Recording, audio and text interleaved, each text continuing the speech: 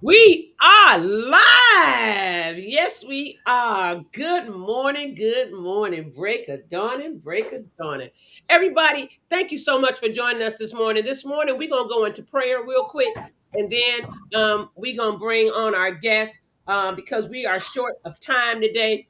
Well, we're not really short of time because Turk is going to control everything after the fact. But at 8:45, I might be having to leave off of here to go on to the Michael Collier Morning Show to announce my competition that I'm in with Fab Over 40. So he said, Neela, you got to come over here and do this. So, because, we have several rounds of the Fab Over 40, everybody. So the first round is right now, and I am still first in place. And so that's a beautiful thing. I am so grateful.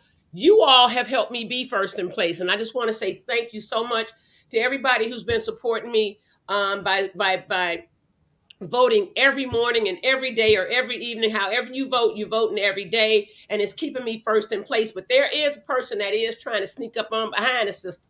And she ain't far. So we got to keep it at it, y'all. We got to keep at it.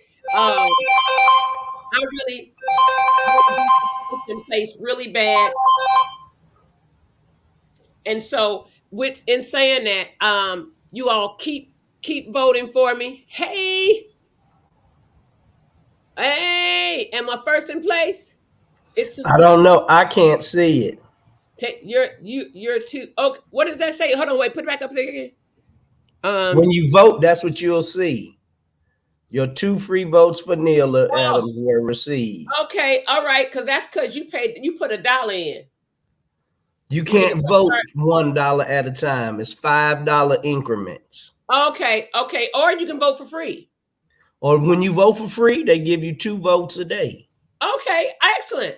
That's why. Good morning, Alma. So let me see what our guest says. Okay, I know I got you. Okay, so everybody, let's go into prayer. Everybody stand, position yourselves, and take a deep breath. Hold it.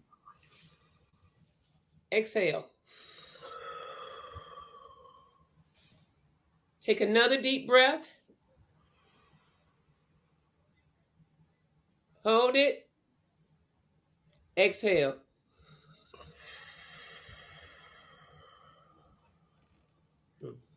One more time. Deep in.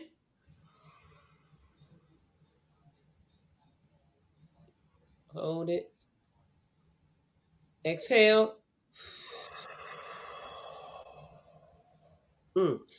Heavenly Father, thank you once again for another brand new day, Lord. Thank you for waking us up this morning, getting us started on our way, Heavenly Father. We are forever grateful that you protected us through the night, woke us up with this beautiful daylight, watched over our families, our pets, our places of employment, our businesses, and our properties. Lord, we thank you for each and every waking moment of our lives. We thank you that you have allowed us to have one more day of opportunity. Hallelujah. To go forward and do the things that we pursue, that we passionately want to pursue in our lives, honoring you above all things, Heavenly Father. We thank you. Thank you for the healing that is taking place within our bodies. Thank you for the deliverance from whatever may be going on in our lives, be it abusiveness, drug addiction, alcoholism. We thank you, Heavenly Father. May it be whatever it is that's going on in our lives. We thank you that you are in control. We look to you, we give it to you, we leave it on your shoulders, Heavenly Father, because it is too heavy for our plate sometimes.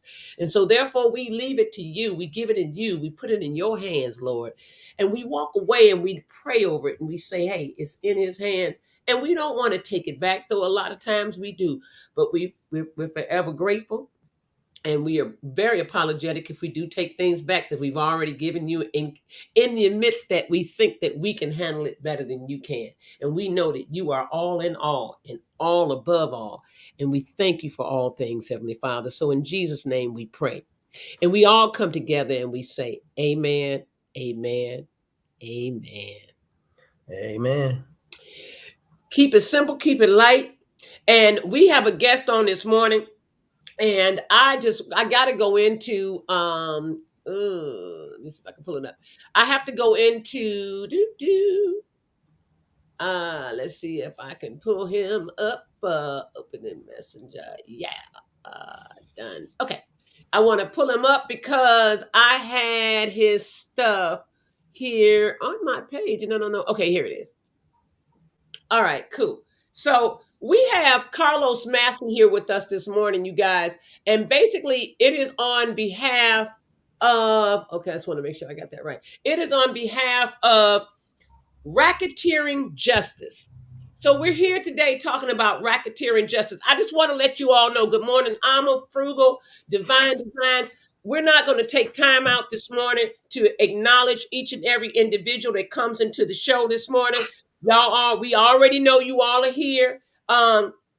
We have to, because it would be very rude and disrespectful to our guests to stop and say, hey, so-and-so, hey, so-and-so, because if it was like 20 or 30 of them, we'll never get anything done. So we're going to take time out this morning and say, hey, good morning, everybody. God bless. And we want to focus on the lecture at hand, and that's racketeering justice. We have Carlos Masson in the house this morning, and it's all about holding statutes invalid. And it is about the breach of duty by the Illinois judiciary. One, it protects the rights of the citizens of Illinois. It is supposed to protect the rights of the citizens of Illinois. Two, we want to be watchful. They are supposed to be watchful for the violations of rights against the stealthy encroachments of our individuals and our patrons. So we're going to bring Carlos Masson to the forefront right now and get to the bottom of this. And by the way, at about 8:45, I'll be heading out for a minute to go into Michael Collier's show to log in so that I can be ready for them as well. God bless you guys and enjoy the show. We're here. Good morning. Top of the morning. Top of the morning. Hey, how are you? I'm hanging in there this morning. You know, awesome. I'm up studying early. Good. Do me a favor and wipe off your camera. On your, whatever you use, just wipe your camera off. Awesome. There we go. Now what's up, Los? Top of the morning. Top of the morning. What's going on, Rick? Good. All right. In the house. Yes. So we're not going to waste a lot of time on certain things that ain't even in regarding this. We just want to get down to the natures of things with this here. We're here talking about racketeering and racketeering justice. And the reason is because you have you're in the Supreme Court of Illinois right now, and it's the people of the state of Illinois versus you. And the plaintiff's emergency motion for direct appeal under Illinois Supreme Court 302A, Rule 302A, and supervisory order under Supreme Court Rule 383. It says that now comes Carlos Masson, sui juris in the statutes before the court as individual citizen pursuant to the rulings in Hale versus Hinkle. No, that's not the one, is it? I don't believe you in the procedural history, but no, that's how it starts off. That's how the motion starts off. Okay. So let's go into the procedural history. This is an ongoing legal wrong case brought before the Illinois Supreme Court to receive the guarantee of equal protection of the law and the right to remedy injustice. Illinois Bill of Rights has been held invalid by the Illinois Circuit and appellate courts as a direct result of the misconduct allowed in the permissive environment created by Chief Justice Ann M. Burke's failure to train and supervise the judiciary under her auspices. The state of Illinois is currently seeking criminal charges against Carlos Masson to unlawfully impose a 6-year imprisonment for the exercise of a free right as ruled by the United States Supreme Court, and the state of Illinois continues to deny the lawful damages due to Carlos Masson and his family as shown by sworn record before the court. So we take judicial notice that the record before the court shall show that over several years, Markham Courthouse has denied habeas corpus more than 4 times and pursuant to the Illinois compiled statutes, which shows Carlos Masson was to be paid $1,000 each time, and the state of Illinois held that statute invalid.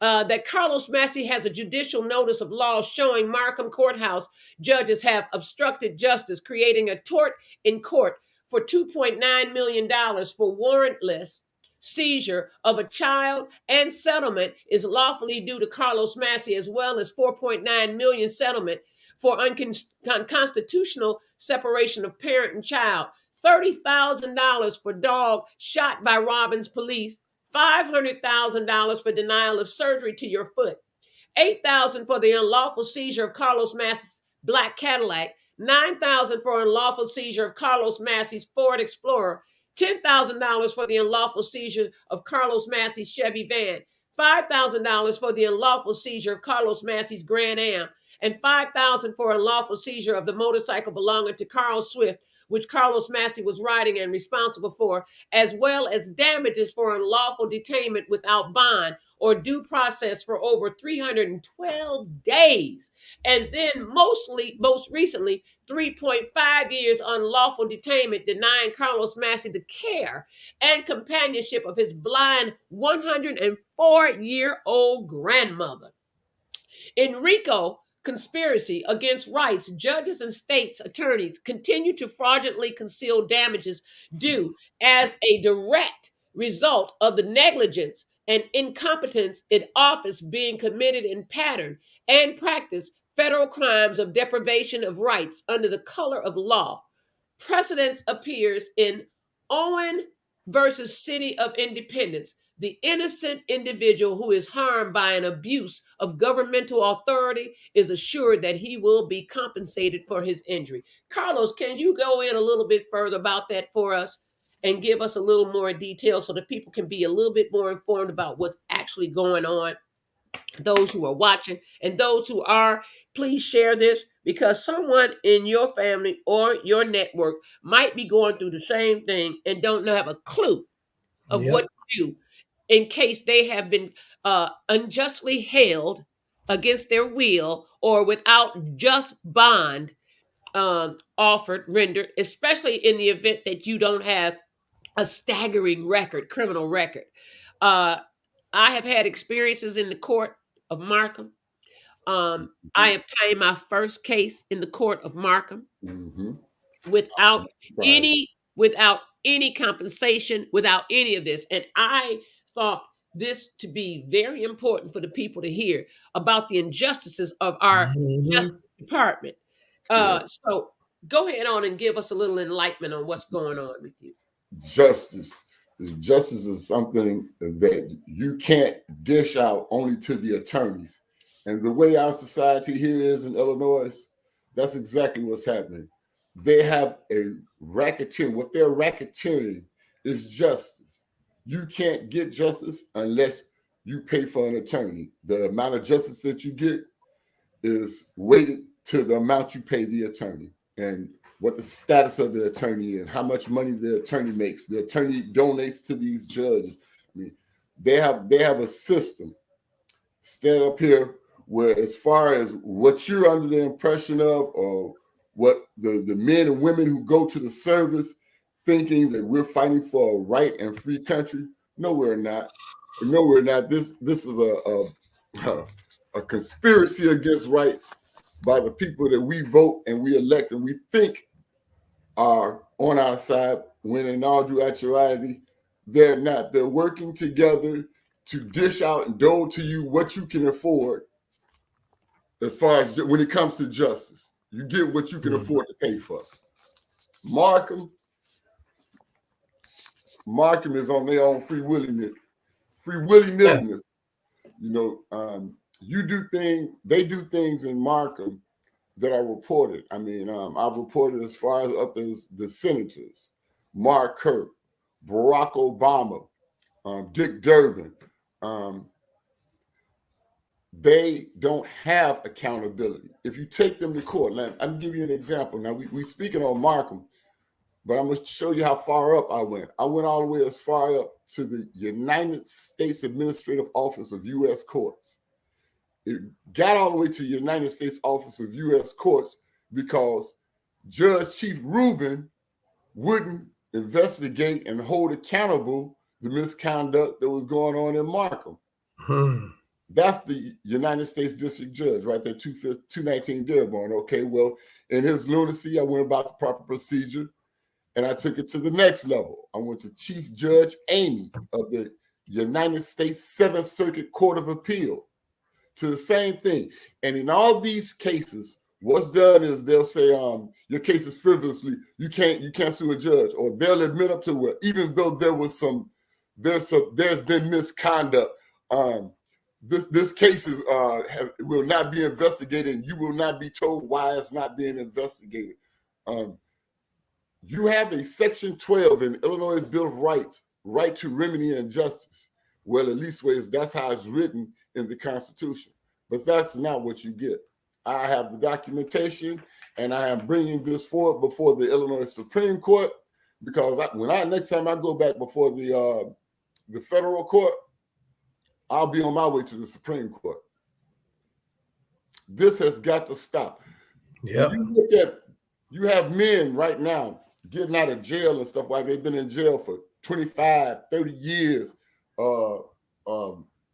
Don't you think these people then tried appeals and stuff like that? What have you?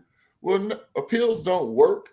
The appeals don't work because of the same racketeering of justice that we have. Anytime you're appointed, if you are appointed, and I'm gonna touch back on that. When you're appointed a defender, okay, I was appointed an appellate defender.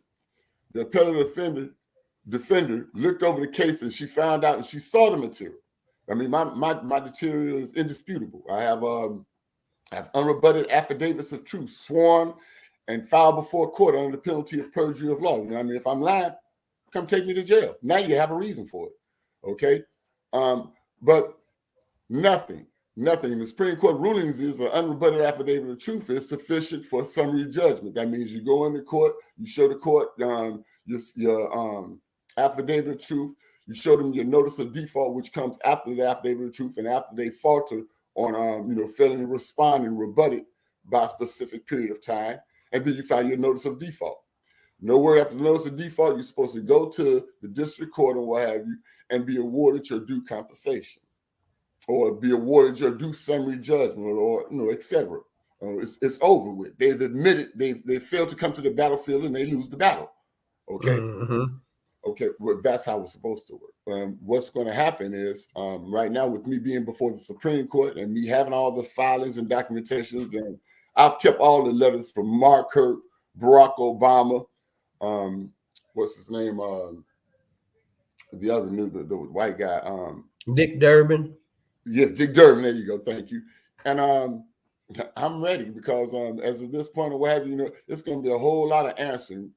Here in Illinois, they also have what's called the Illinois State Employees Ethics Act. Okay, that's where state employees are required by law to report the misconduct or violations of rule, regulations, and law by other fellow state employees. I have a plethora. I have everything that they've done to me since 2005, and y'all would not believe. I mean, since 2005, everything that they've done is documented. I have the letters from the correspondence from Lisa Madigan, which is the state's attorney general, who told me, "Oh, this is terrible. If you want me to get down to the bottom of this, bring $2,000. No, send me $2,000, and I'll get down to the bottom of this." Lisa Madigan, the state's attorney. I have the correspondence with her. And I have the complaint filed with Diane Salton, which is the Inspector General for the State's Attorney's Office, and they removed her whole page. When her page got removed, I can show you the date that it got removed because I have all the correspondence. I told her, I said, "Oh yeah, bring you $2,000." I had an old checkbook. And yeah, okay, well, it was both, but whatever. I took one of my old checks, wrote $2,000 on it, and hurried up and went down there. And she was there.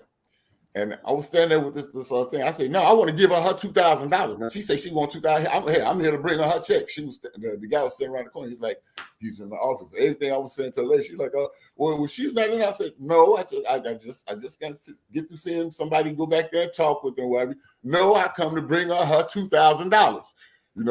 I kept on Oh, since you gonna So in ask, other words, for her to do her job, she wanted you to well, pay her she's getting paid by the $2,000. state. Yes, So in Outside other of her words, paycheck. don't nothing get Outside of her done paycheck. unless you grease them palms. period. When they Period. supposed to do it without you giving up a dime. Without you giving up a dime. Once they had knowledge of these things, they were supposed to report these state employees, these fellow state employees, all of them. The congressmen, I got the signed letters from congressmen like Bobby Rush, Robin Kelly. I have the signed statements, in their paperwork. So they have knowledge of.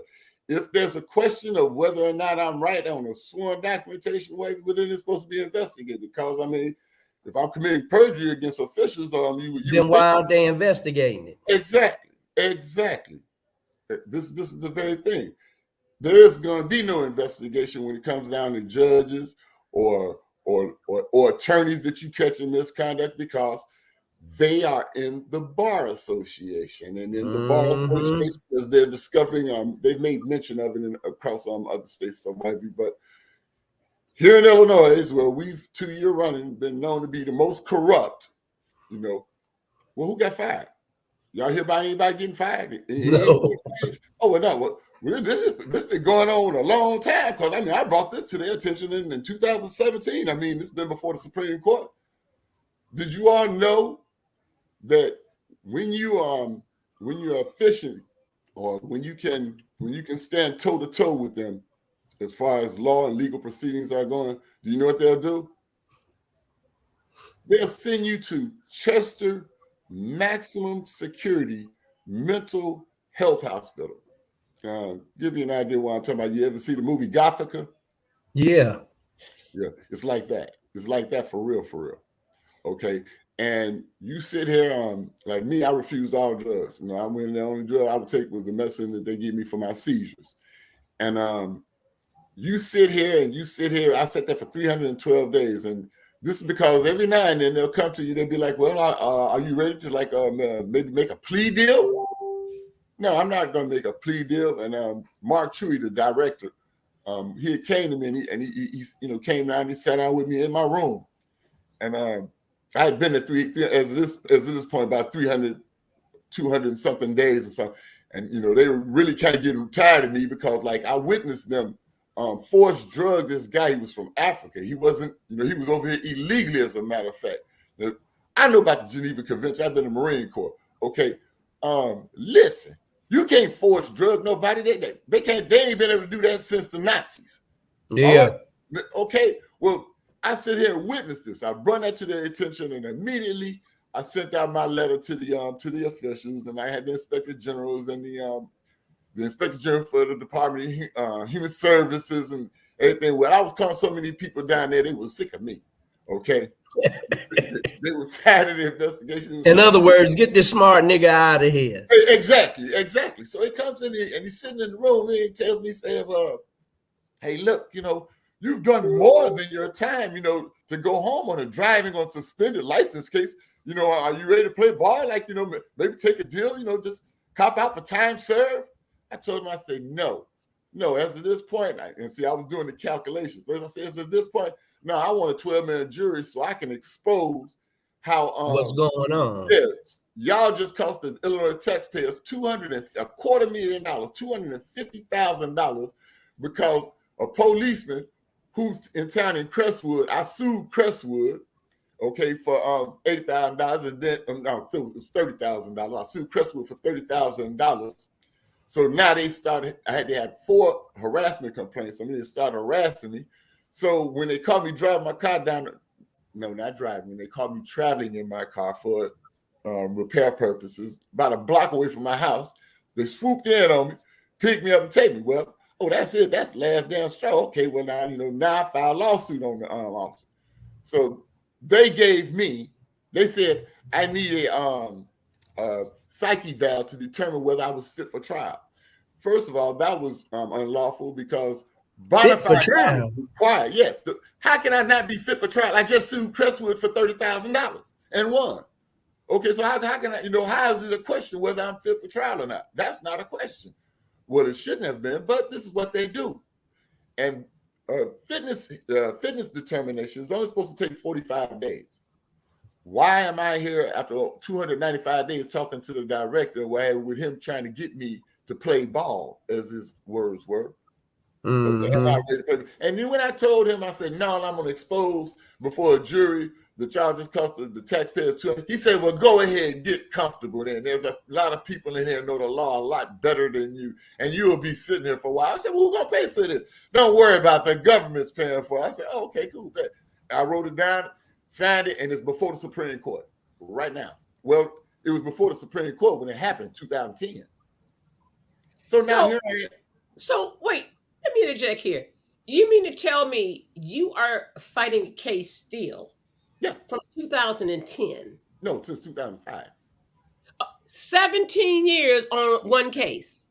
Yeah. No, that is no. It ridiculous. starts with one case, but everything that they've done along the way, by it being fraud upon the court, and fraud vitiates all filing guidelines. There is no time limit of when to file. It never goes away. Okay, these are the things that have accumulated to the tune of $10 million in damages now. Lawful damages. You better believe I'm thorough. Every case I've reviewed, I have the precedents on each and every one of them. As a matter of fact, I worked under Dave Bouvet. Dave Bouvet is the man that in Stockton, California. He won the case for the warrantless seizure of a child. Okay, and that settled for that was the Keller family out of the Ninth Circuit. Well, I used to watch his dog when he'd have late clients come in, because I was on the run, because Crestwood, they was getting to the point where between Crestwood and Blue Island, they tried to have me killed. But the chief of Dixmoor Police Department happened to be on the radio, where he came back there, whatever, and saw me, picked up my ex-wife and whatever, and who they made walk down this dark road through the forest down there, and I don't know if you're familiar with Blue Island off of Western, 139th and Western, down them dark roads. Yeah. Well, that's what exactly what it was. Where the bridge is almost. Yeah. Mm-hmm. Quite familiar. Well, he picked her up, and he came back and they told my grandma, he was like, hey, listen, you need to go get him, because they was up to something no good. And when I went back up there, he's like, man, I had to come over there. And well, no, back to what I was saying. These are some of the extents that they will go to. So I just want to inform some of the watcher viewers here that Lisa Madigan, the state's attorney, right? Yeah. Her dad is the House Speaker, Mike Madigan. If I know a lot of people who watch are not from Chicago, they're not from Illinois, but Mike Madigan is in cahoots right now, is in trouble right now. They are getting ready to charge him with all kinds of corruption, corrupt. Mm-hmm. I have some of it right here. This is Michael Madigan. So Mike Madigan is in the news. I know a lot of you guys are not from Illinois, but take a look at WGN. If you guys have cable, go to WGN and listen to some of our news sometimes. I know a lot of you all say, oh, another corruption case for the state of Illinois. What's new? Yeah, right. What is new? This is continuous. And so one of the main things I want to put out to the people about is the injustice of the so-called Justice Department. It is very well ran by Caucasians, a lot who pretend they're for the people of all people, including people of color, but especially when they're during election time. Oh my gosh. They're so loving. It's like, great.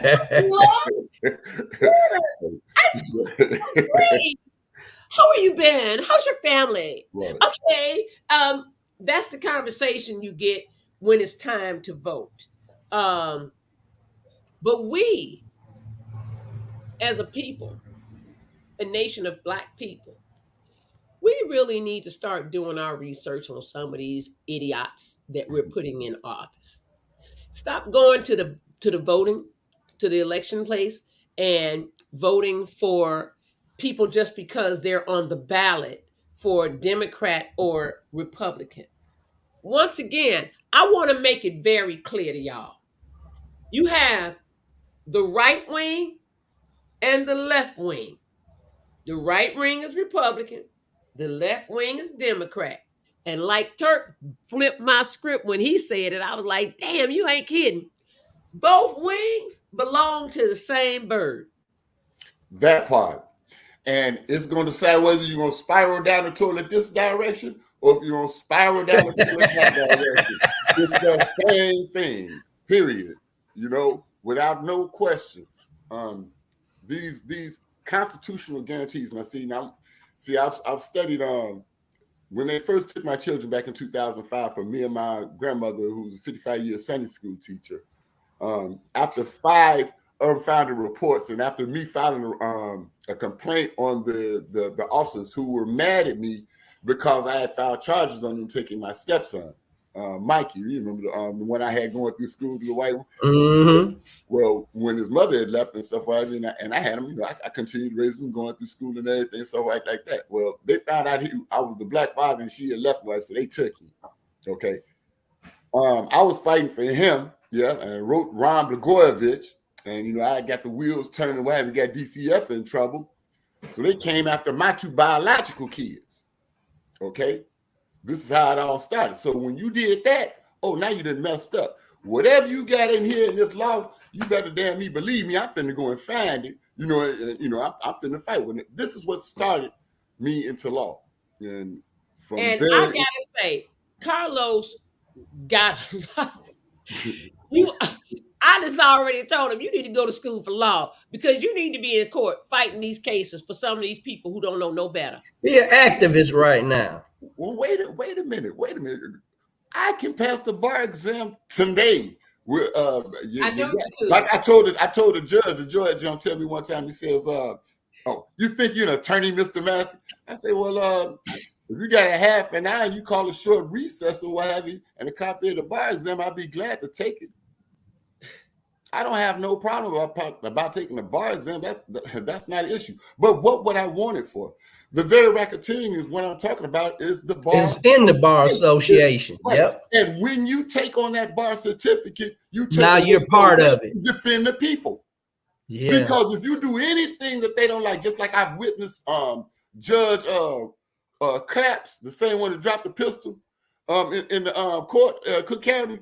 Okay. I witnessed Clap sit there and tell a man he had been in there for 2 years fighting the case, and then the family, finally came up with the money for an attorney. So the attorney was coming in, pursuant to 1.16 in the termination or the withdrawal of an attorney.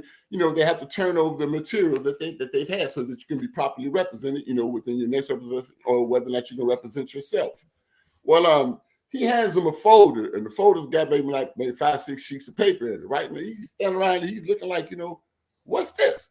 He said, this is the material. He said, okay, well, Your Honor, I would move for a dismissal for ineffective assistance of counsel. Bam, same thing I'd have done. I'm like, you have to bring forth meritorious claims. There are so many violations within that, what I had just witnessed in court. I'm like, what the hell?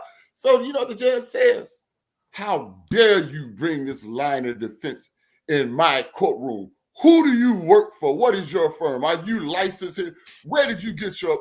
I'm sitting there like, you scolding this man because and then he said these words. Because he's doing his job. It just chilled my bone. He said, you bring this line of defense in my courtroom against my attorneys. Well, now we're talking about a public defender. How is this a fair and unbiased forum if the public defender is your attorneys and the prosecutor is obviously your attorney? Well, now, wait a minute. Because the public defender is supposed to be helping you. He's supposed to be helping the person. Exactly. Thank you. Bingo. That's what I'm saying. Exactly.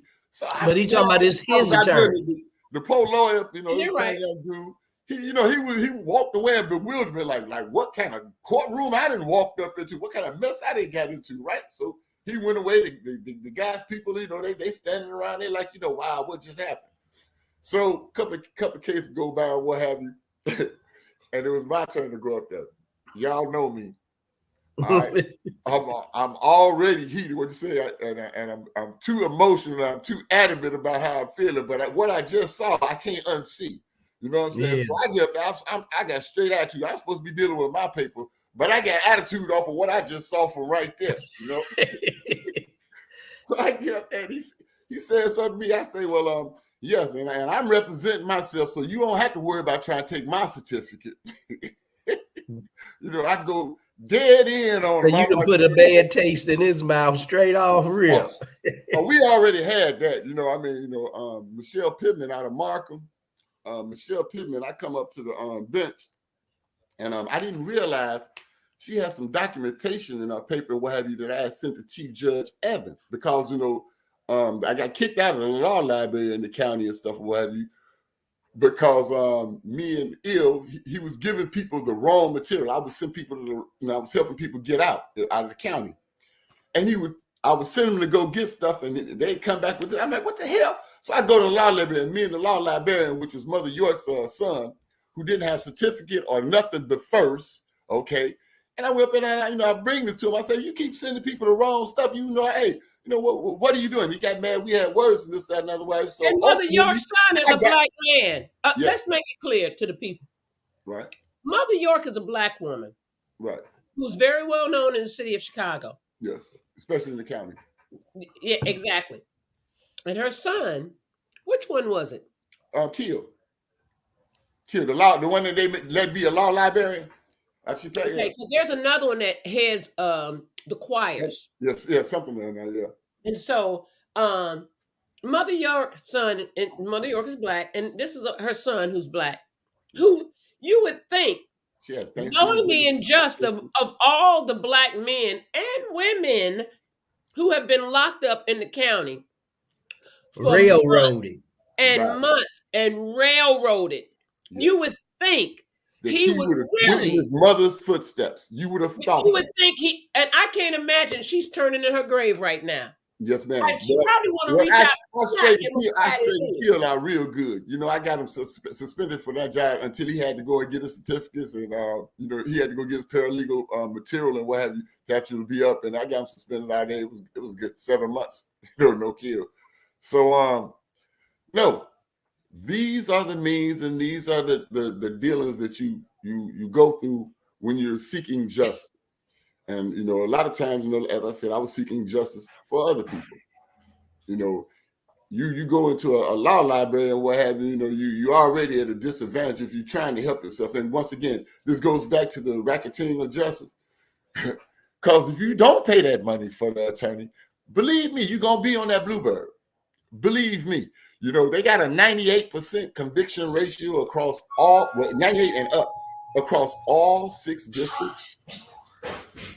So 98% conviction rate. Some of them, I think, Bridgeview 99. Markham and Skokie are notorious. Right. Exactly. Check this out. You know what they doing? Yes. All of these private.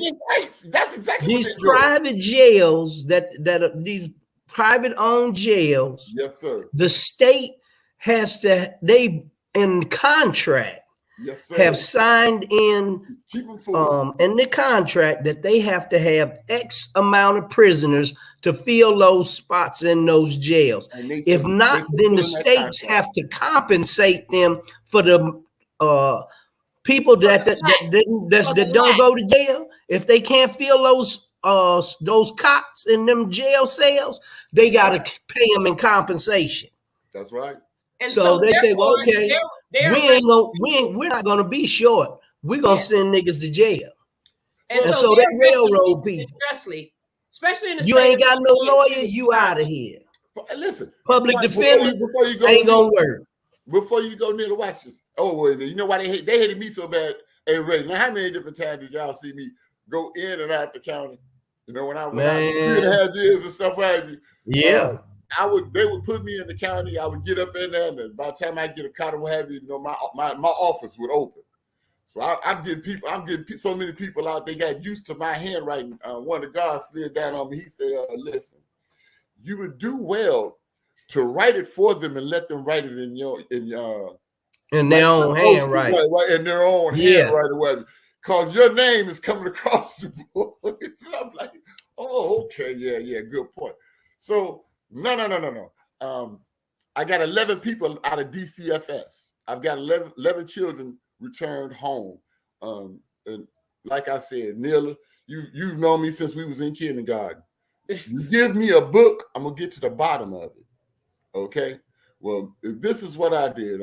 As far as family law, I went from family law, then I started dealing with the injustice that I was going through pertaining to my license and stuff like that. When I used to contract with the state, which I do not anymore.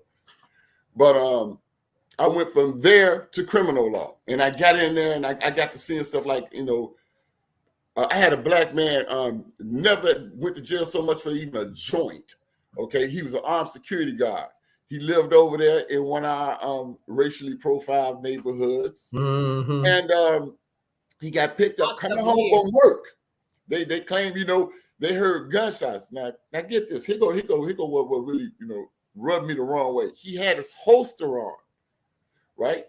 But he didn't have his gun.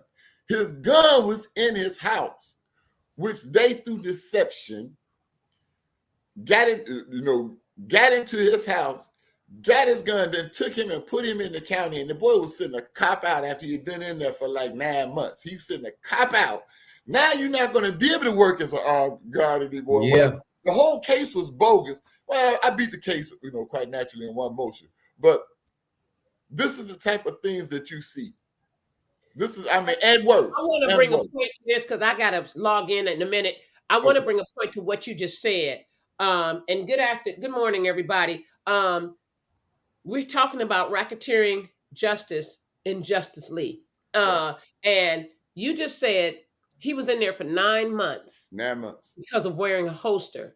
Yes. Never had an arrest record No, ever. they went in his house and got the pistol. They went in his house and got the pistol. They went in the house and made, okay, but they went in, yes, with sitting in jail. Mind you, Cook County Jail here, you all, is like a prison. Gladiator school. It's bigger than a prison. This is like a small city, 15,000. It is. It really is. It really is. The compound grounds go for a mile, about 2 miles. So I just want to let people know, though, that this man was ready to cop out. This is what they do. This is the pressure that they apply on you while you are sitting in there. You get so frustrated. You're losing out on everything. No defense. Getting paid. Your children aren't seeing you. Your parents aren't seeing you. You got a job. $100 for a phone call. Hold on. You're about to lose your job. But you're sitting so long that then they come back to you. This was one of the things that they brought up about the lawsuits against the county as well, is the fact that they have you sitting in jails on these minute cases for so long.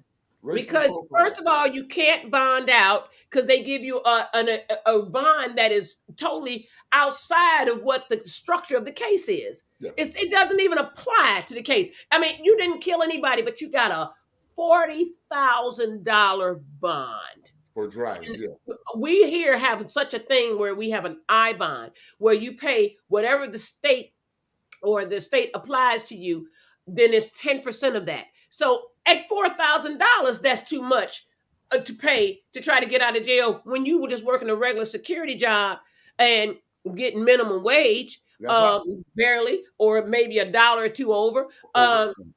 And so the man was ready to cop out because he was tired of sitting in jail. So this is how they get you to bite the bullet and say, okay, I did it. That's how they get convictions. Because exactly. Because when you go up in there, just like I started off, like that man been in there 2 years, the public defender had 5 sheets of paper. He been in there 2 years. The public defender's office supposed to be representing them. They had like 5 sheets of paper. What is that? Exactly. What that is, I'll tell you what that is. That is a violation of the United States Constitution. Okay. And see, the Illinois Corporation, the Corporation of Illinois, watch it. They have a flaw. There's a tick. Just like I've started I went from family law to criminal law to real estate law to business law. Well, see, now I'm dipping in the uniform commercial codes, okay, and contract law. Okay. With this, I found out, like as far as the corporation, that's why I use Hill versus Hinkle. The individual citizen has a right to stand on the organic constitution against the constitutional rights. Okay, that's what I'm standing on. And the state of Illinois, they're going to have to honor that. Otherwise, you're in violation of your articles of incorporation or what have you. We're going to make this a lot bigger than what it got to be. Mm-hmm. And I'm just the fool to go there with it too. I was born on April 1st. I guarantee you I'm the fool to go there with it. Real talk. You know, and what we're going to come up with, what we're going to know at the end of this 30 days, which, you know, quite possibly I might come back on, which I'll, you know, we go through some updates, you know, what's going on with this.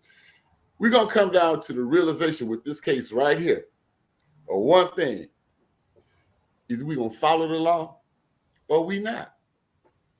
And if we're not going to follow the law, then, you know, it's a whole lot of people and what have, they're going to have to start turning loose, because we're going to have to stand up and what have you, and get some impeachments done. Everybody talking. We're quick to get some people disbarred. Thank you. We're quick to talk about votes. We're quick to talk about votes, but let's also talk about impeachment process. Let's talk about impeachment process. So when this misconduct is done and what have you, when we go up in there, boop, you lose your pension, you lose your job, or what have you. Bye bye, see you, sayonara. When they have free will to destroy our lives, like y'all, man, we need a whole show for me to tell you what all they've done, man. But and what the lives that I've seen that they've touched. I mean, you know, you don't know what it's like to have to go in and get somebody kids, you know, brought back home. You know what I'm saying? That was unlawfully took, or what hurts even worse, when they take your own. Like I've been fighting for mine, like I say, since 2005. Shit, they grown now. Grown and alienated and you know, this, that, and the other. But you better believe one thing: it's not over. It's not over. You know what I'm saying? They tried to make it over. You know what I'm saying? They didn't came at me down. Like and you know, they got that bad dragging stuff out. Yeah. And they do it on purpose. On purpose, yes. Because you sitting there in the county. You know, in the words of Tupac, do you want to ride or die? You know what I'm saying? You want to take that ride or die? Because that's damn near what your choices be in the county. Especially like the boy come up in there, he a neutron. You know what I'm saying? He wasn't, you know, he was lost up in there, man. The boy had no business up in there. You feel me? You know, I kind of like cuffed him away. You know, he was like, you know, he would go to the law library because I was banned from the law library. So he would go to the law library for me, you know, do different things for me and stuff like that. Plus my foot was broke. They was keeping me in jail with my foot broke. And Judge Flaherty out of Markham told me, after, you know, I'd been in there like 9 months, and I'm telling him and I'm showing him the reports and everything. When I went to jail was the day I was scheduled for reconstructive surgery to my foot. You know what the man told me? He said, well, if you want your foot fixed, why don't you take the plea and you can get out and get your foot fixed? That's what the judge told me. Now, didn't they send Burgess to jail for that? Yep. Okay, then. Well, I'll have you know, see, it would be different if I was talking on my neck, but no, see, mine is signed before the court under penalty of perjury. You know, this is truth and fact, obviously, because here I am. Mm-hmm. Here I am. Well, ain't nobody was able to rebuke that. There's been no rebuttals to nothing that I filed. I filed stuff. I have 16 motions that never went to the appellate court. And I told the appellate court, what did they do? They got mad. Not got mad, but they didn't want to prosecute the judge. So they pushed that paperwork somewhere, and nothing was ever filed. No. They filed some of my stuff, but it was 16 motions. It was 16 motions that were missing. And I brought that to their attention when they got to dig through it. I showed them. So when it came down to it, I turn around, I get a letter from the deputy appellate defender, Patricia Miser. And she allowed the person that she appointed to represent me to withdraw out of an appeal. What? Yes, she allowed the public appellate defender to withdraw. After she had been assigned to me, she allowed her to withdraw. So in other words, they say, okay, well, since he's going to do this, let him defend himself. So now you don't have no representation. I had defended myself to the appellate court level. I'd already kicked their ass in circuit court. I had defended myself to the appellate court level. And when I was, with the issues and the charges and the exposure of what the judges had done, she couldn't go for it, because if in order for her to go for it, she was going to have to, bring out what the corruption was with the judges. Exactly. So she withdrew. Now, how many of our people, we going back to this 25 years, they just not getting released or stuff like that, or what have you, and how many years it takes to wait to get an appeal? Well, you know why that is? It's because of RICO, conspiracy against rights, by the Illinois Bar Association. And I bring them smoke, because we're going to address this before the Supreme Court. The Supreme Court's duty, whatever, that's part of what they have to do. They're bound. They're supposed to be they're the authoritative courts over the circuit and the appellate courts. Those courts are under their auspice. They are the supervisors for these courts. Okay, well, here it is. Here's the documentation. Here's the proof. Here's the case numbers. Okay, dispute this. Let's talk about this, or let's go ahead. Let me. Hey, man, you ever tried to get this on the news? Yes. That's another thing we have to deal with here. The news only going to carry what their agenda is. No different than the radio is only going to play what their agenda is. Their agenda is the genocide and the destruction of our youth and stuff like that. That's what they're going to play.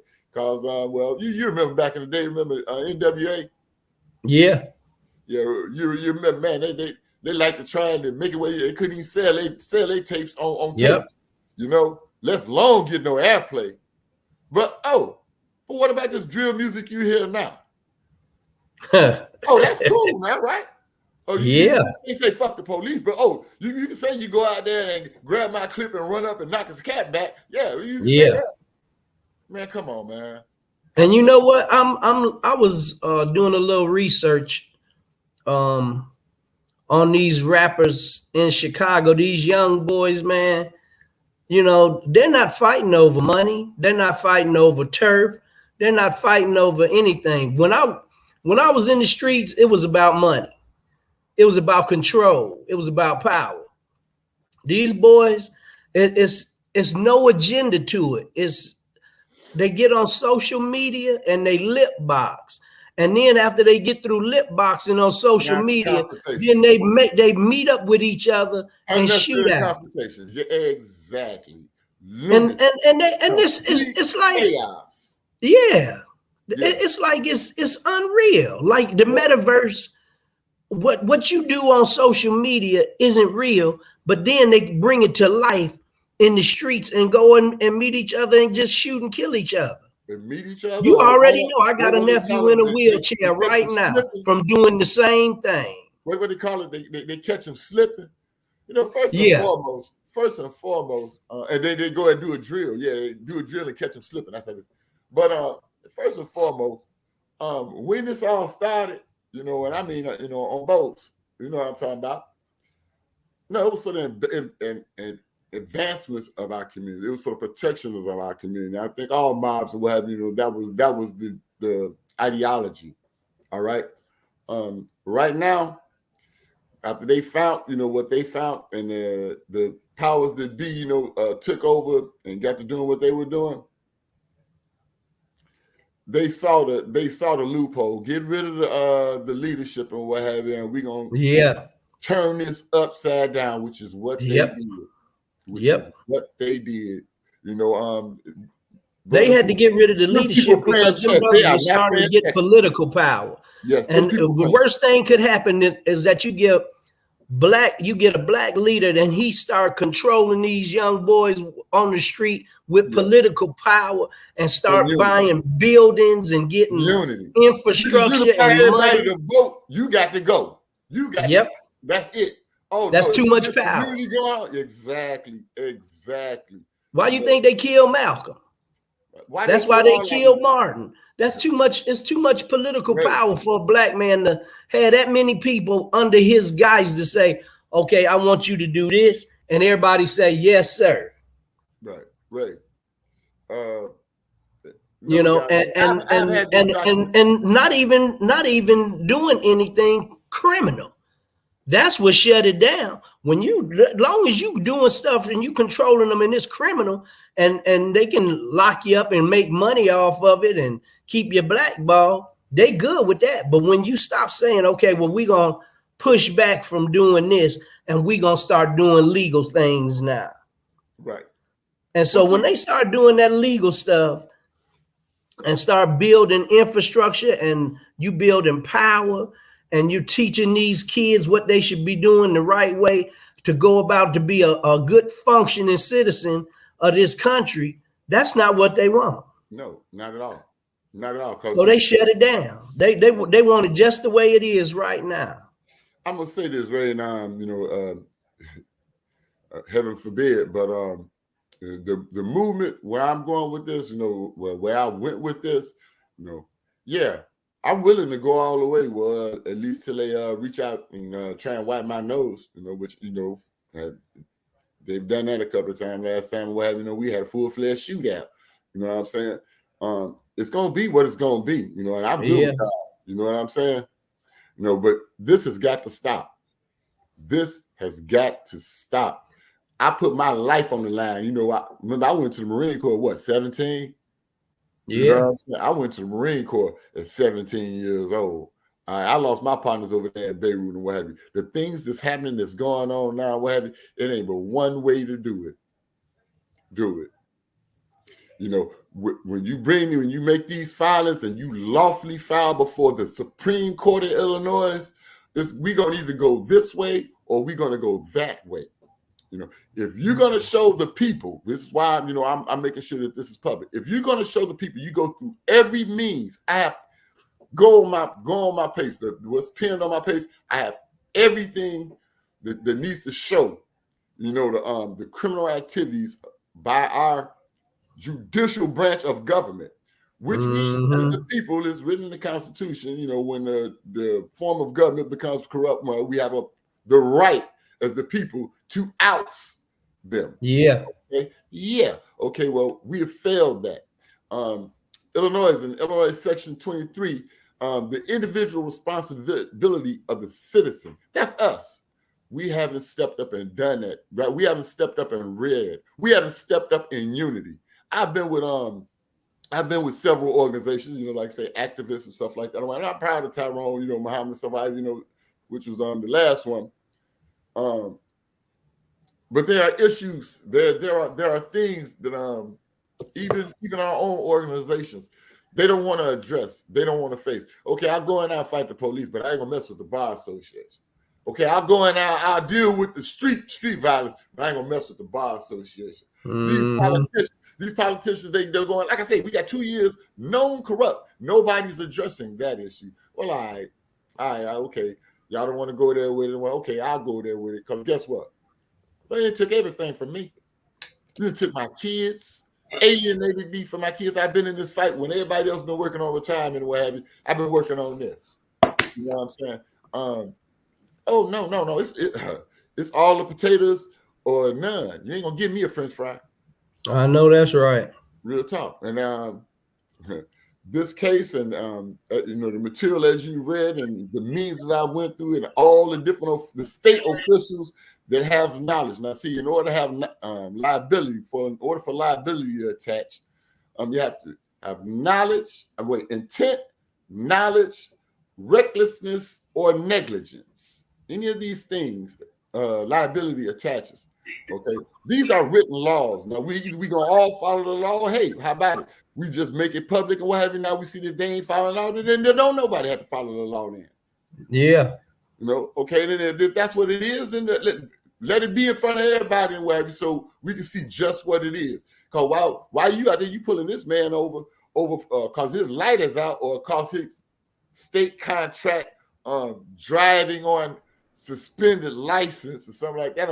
But wait a minute. Meanwhile, you committing a federal felony of deprivation of rights under the color of law. That's a federal felony. You see what I'm saying? So, oh, no. We're going to address law. We're going to address crime. We're going to address it on both sides of the table. There are no positions. I want to let people know real quick, Carlos. Sharon Rosamay Davis, who is the producer of Michael Collier Morning Show, which I'm getting ready to go on in a few minutes. I'm second on the list. to promote the show, as well as my Fab Over 40. Thank you, Sharon. I am doing a whole bunch better. I still am a little sleep deprived, though. My circadian rhythm is not back to normal. It's been off for so long that it's going to take a while to get back in rhythm with that. And I also still am working, so I will still be off for a little while. And so I am getting ready to go on the show, but I just want to let people know, Sharon, this is a friend of mine who I grew up. This is a friend of mine I grew up with from first grade. And you guys can hear Michael, but because I have to listen to hear him. So I am going to be, I just want people to know, Carlos has been fighting his own cases in the state of Illinois. We are very, our justice system here is quite corrupt. And I know because I've had experiences with it for several years in my life. Yeah. So, and I've had to bow down. I've had to cop out, Carlos, to get the hell out of there too, because they had me sitting in there for so long. Right now, I probably wouldn't even be right here with you guys right now. I was looking at 27 years. Okay. And you had to cop out because you knew they wasn't going to play fair. And this is right. And I had no money. And that's what they do. I had no money to fight them. But I just wanted people to understand what was going on, so that those who are coming in late, later into the show, I wanted them to understand what was going on. It's all about racketeering justice. Right. Injustice, basically. Injustice. The injustice being done by the justice system. Right. Yeah, so I'm going to head out. I'm going to let Turk handle the rest of it. You guys, I love you dearly. Carlos, continue to fight. Carlos's grandmother, by the way, everybody is about to turn 105 on Monday. 105. And we'll be in Markham Court. And she'll be at Markham Court. She's very astute. And she's very astute. I just want them to know that. That part. Yeah. Okay. I talked with her yesterday. She's amazing. Amazing. So kind of feature her a little bit if you can, if she's up and show people. She's amazing. Don't look nothing like a day over 80. We might come. Well, I might see if she'll come on the show with you. Yes. Awesome. She says, she always says, so what can we as people do? So let them know what they can do or what they need to do when it comes to people in their own family or their own network that's having these kind of problems. You guys can probably reach out to Carlos Massey. Leave information with how they can get in touch with you, and go slow with it and repeat it a couple of times so that people can write it down. Okay. Carlos is awesome when it comes to working with people and helping them get out of court systems. So you might want to reach out to him. He does side work, pro bono work, and he also does work for, it takes time to do all that research that he does. And money. Not working without license, not practicing without license. But he's practicing with, I don't need nobody. But he's better than a lawyer. Right, exactly. So I'm going to leave it right there. God bless you, Carlos. Right. I'll see you guys later. Turk, handle the rest of it for me. All right, T, in a minute. Just like she said, Ray, I want to reiterate, no, I'm not practicing without a license. No, I'm not getting paid. So they can stop it with all that. They can't prove that I've gotten paid anything, or I damn sure can't show that I have. But in either which way, back to what I was saying, what can you do? She brought up that issue. What can you do? Well, fight and record everything. Once fraud upon the court has occurred, it never becomes final.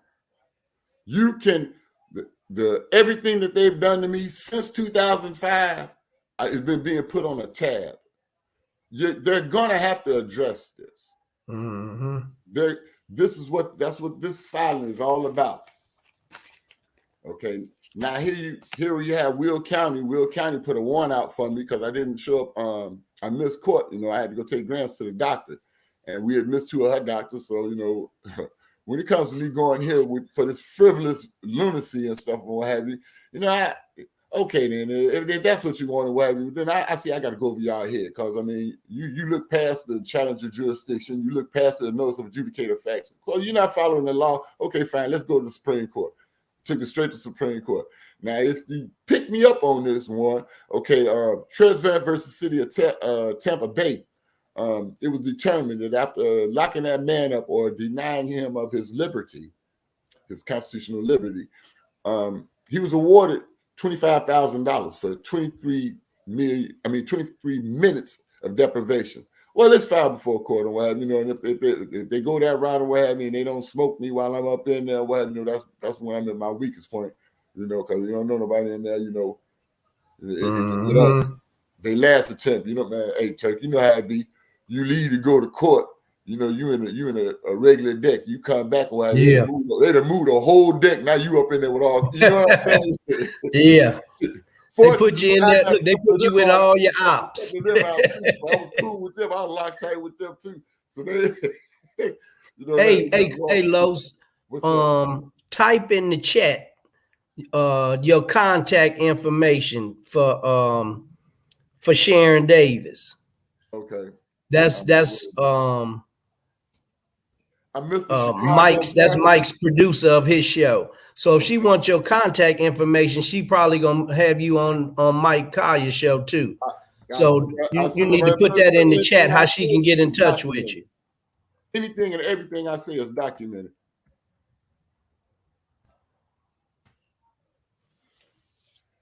And that's how you kill them with their own system. Yeah. And when they make mistakes, you got copies of it and then present it to the court. That's right.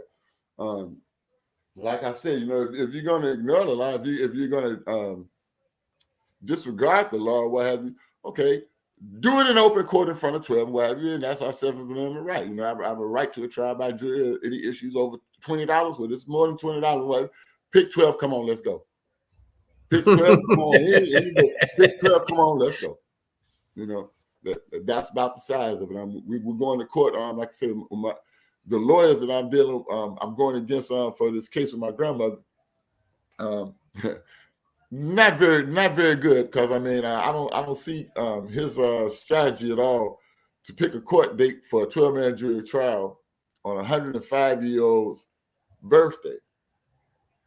We're going to be going up in court on Grand's birthday, and it's a contract case. They didn't honor a warranty that she asked them before she signed, which I found out that is financial exploitation of the handicapped or elderly. It's a felony. I brought it forth for the police department, the Midlothian Police Department, and they wouldn't. All of these police, all of these areas you're talking about. Let me tell everybody on here, we're talking about some of the most racist townships in Illinois. Midview, Crestwood, Blue Island, Midlothian, Evergreen Park. I mean, they railroad Black and Hispanic people every day to keep their jails full so they can get paid. A lot of people don't know. When you have people in your jail, the township is compensated by the state. I went on the news about that. Remember when I went on there with Phil Rogers, Channel 5? Yeah. Me and David we were talking about the racial profiling. Well, see, I know the towing companies and stuff, whatever. You know, I got this. I used to drag race with some of the people, you know, own these towing companies and stuff like that. So I'm like, you know, I had an inside scoop on everything what was going on. Yeah, Dickie worked for towing company. Exactly, he worked for what was his name? Street. What was his Harley. I can't remember the name of it. Yeah, but he's raced too. But man, listen, what they're doing, the racket that they're doing, like you go in the courtroom in Markham for Crestwood. That's why even living over in Crestwood and stuff like that. And it would be all standing room only, all Black. All Black. You don't see not one white person in there. Because they don't do anything wrong. Right, you know, so, wait a minute, hold on. Come on, this got to be, you know, a little, invoke a little bit of curiosity out of people. Don't y'all see what's going on? And this was Markham. This is in Markham. You know, you would think Hey, you got an email? Absolutely. Man, put your email address in there in the chat. Like you gonna chat with the people. I know you see the little chat bar on the show, right? Yep. Look in there. Put your email in the chat. Mr. Chicago Massey at gmail.com. I don't see it. Yeah, I just sent it. Comments? Oh, private chat? Wait. Yes. Okay, private chat. Well, let me see. I'm on private chat. Oh, wow. Okay, no, that's comments. Okay. Yeah, that's what you wanted in the comments. In the comments? Okay. Yes, in the comment chats. All right, then I see somebody saying because I can see when you go private, only I can see it. Right, Sharon right. can't see it. I can't. It doesn't have. It's not able to. You know, it has no box where I can say something in the comments. Oh, it don't have no box that say all. I can read. I can read what's saying, but here, can you? But put you it in don't. there? Everybody else, you see where everybody can put in the chat where they got they picture and stuff. That's all right. Tell me what your email is. I'll put it in there. My email is like look at private chat. Go to switch over to private chat. It says chat with A1 in the studio. Okay, hold up. Mr. Chicago Massey at gmail.com. Yep. And I see. Okay. I see. Yeah, you see, I missed my G. It's supposed to be Chicago. Yeah, I got you. Okay. All right. Yeah. Yeah, right, man. You know, this is something that's, and get this. You want to know the ironic part about it is, you know, in federal crimes, you can have what's, you know, well, like anything, you know, you can have enhancements. Okay, well, one of them is like in pattern and practice. Okay. Well, these are pattern and practice crimes of conspiracy against rights that's being committed. With pattern and practice crimes, the FBI is required to investigate, right? Mm-hmm. I've took the material and I have the material from the FBI. I have the pictures at the FBI. I have the videos at the FBI. Bring forth this documentation and these materials. But as everybody will tell you, you know, several people, you know, have also done the same as me and what have you. They're cools. Shit. United States Administrative Office of Courts, U.S. Courts. They're cools. This RICO conspiracy is not just Illinois. It's not just Illinois Bar Association. No, they're in cahoots. Why? Money. Yep. Money that would be owed. You know what I mean? If you look at the money that they would have to pay out to people and stuff, what have you, you know. But right now, you know why? One of the main reasons why they don't want to address my case? Because they don't want to pay you. They don't want to pay me. Exactly. Another reason is they don't want to let a non-represented litigant win. Mm. You know, it's a racial bias. If you don't pay, they don't want you to be able to win your case. Exactly. All the right in the world don't mean anything. You to the letter of the law don't mean anything. You're not one of them. Yeah. Justice is only available. And then, because if you one of them, you ain't rubbing the wrong way. You ain't causing no friction. Right. You gonna go along with them. You ever heard an attorney tell you, oh, no, you can't say that. That'll make the judge mad. Yeah. What I give a damn about the judge? About the judge being mad. He's supposed to be representing me. Yep. But see, what people don't realize is when you hire an attorney, the attorney's first duty is to the court. Yep. You know, just like you were saying earlier, the judge say, my attorney. Yeah. But he's supposed to be a representative for the people. Yes. His duty, his sworn obligation is to protect the individual citizen of his rights against all stealthy encroachments thereon. Now, you know, when there's a duty and a failure to perform a duty is how liability attaches for a tort action. These judges are in here creating torts on the bench and people just don't know how to move, or no, like even after you learn how to move, they still won't follow the law. You move the correct, you file the right things and what have you, and they ignore it. They pass it over. I have so many motions, like I said, it was 16 of them, but they didn't even turn into the appellate court. So they didn't even turn them in. And see, that's the kind of stuff right there. You know what that is? Hold on, but let me go further. Let me Ain't that fraud? Well, it's also fraud. It's obstruction of justice, and it's also, listen to this. It's a violation of Title 18, United States Code 2071, concealment from the record. Okay, it's a federal. So that's like having evidence, but you don't give the evidence to the court. Yeah. Yeah. So you're hiding.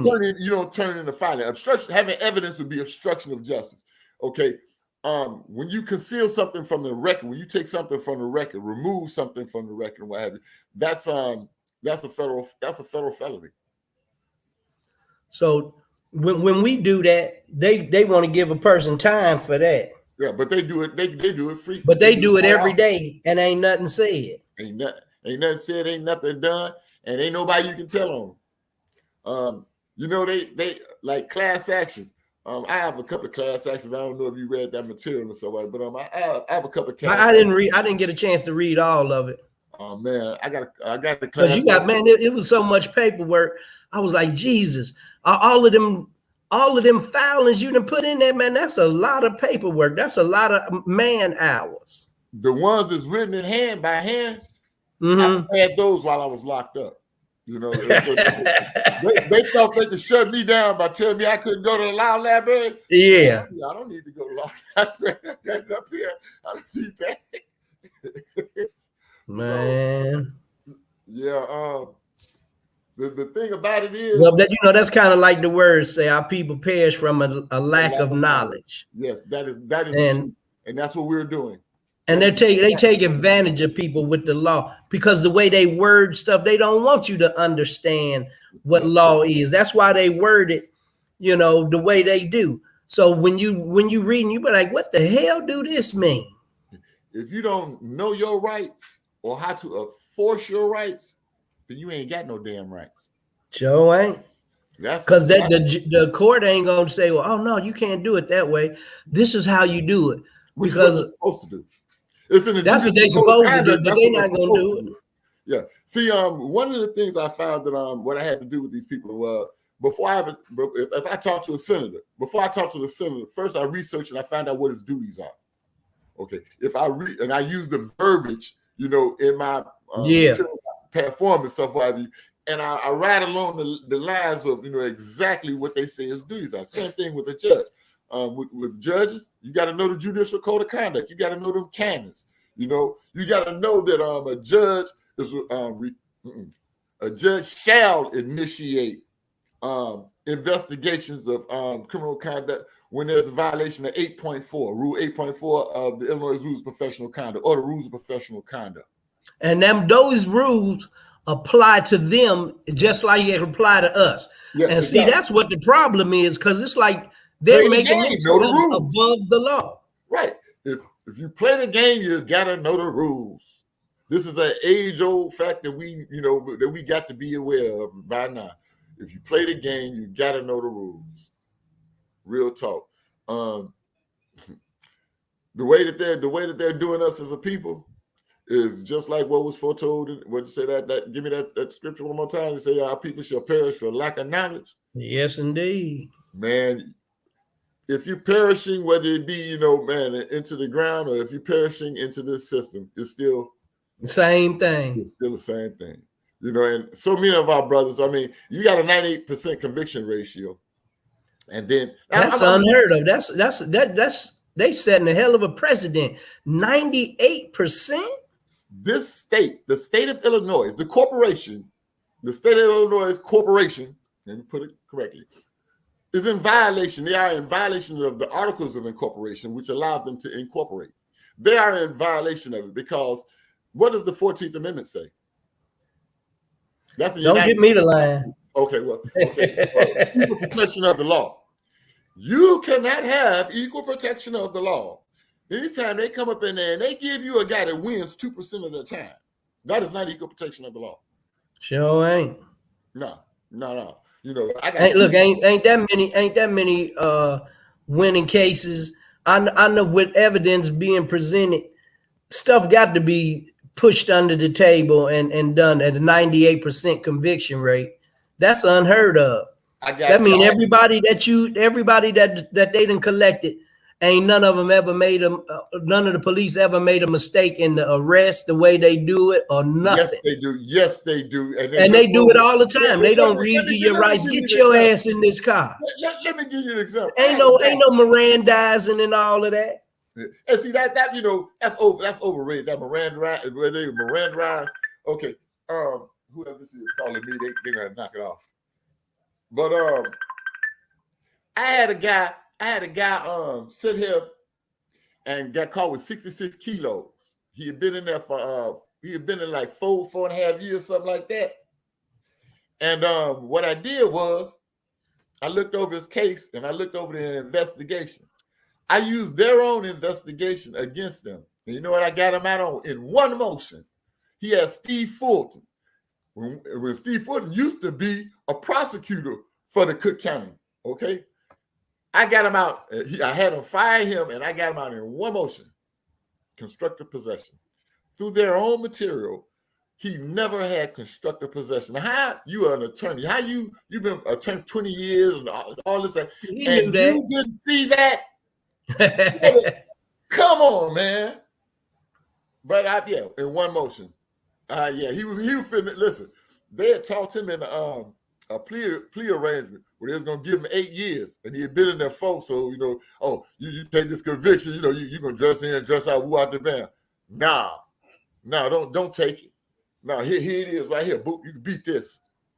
You know what I'm saying? And that's they always trying to get somebody to take a plea deal. Yeah, they hold you in there till you've been in there long. I got a cousin that's in here that everybody know that he didn't do it. Even the damn police know that he didn't do it. And he been in there for almost 4 years, not right now stuff and what have you. He went to trial 2 different times. They don't have nothing. Why is that man still there?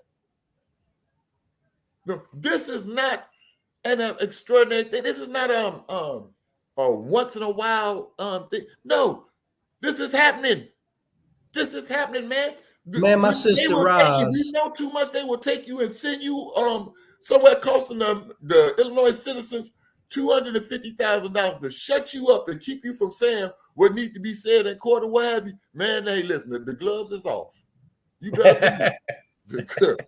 You better believe it. Hey, no, there ain't no soft power up in here.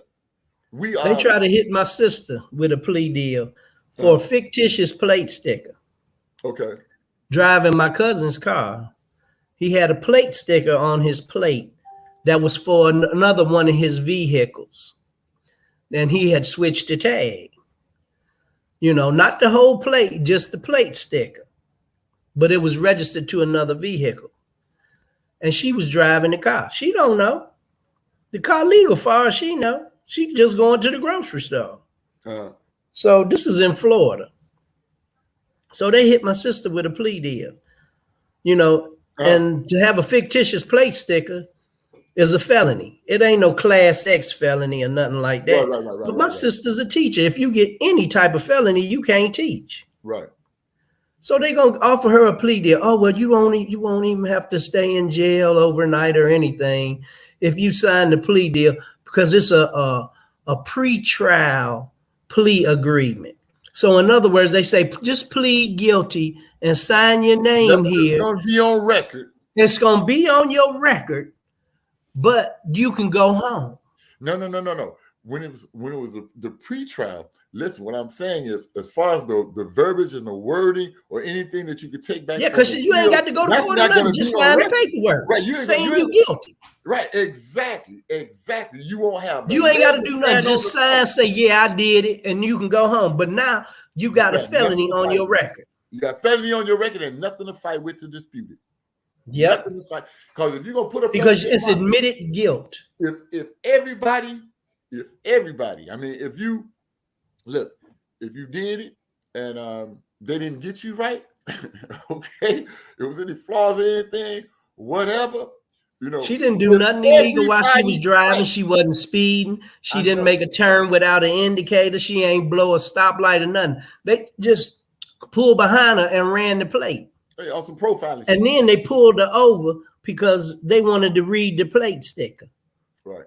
Yeah. Okay. And when they found, this plate sticker don't belong for this vehicle, they cuffed her and took her to jail. Mm-hmm. Mm-hmm. And then that's when they say, well, you won't have to stay in here overnight because, this is just a traffic violation. This, if you sign this pre-trial agreement, you can just say that you admit guilt and you don't have to go to court. You ain't going to jail or nothing. Just sign the papers and go home. We'll see you later. But now you got a felony on your record. And then so when you go to apply for a job, Yeah, you lose And your they run career. it. It don't matter whether it's for a traffic violation, drugs, a gun, or whatever. It's still a felony. Yeah. And if you putting in for a government job, unless it's a felony-friendly state like Texas.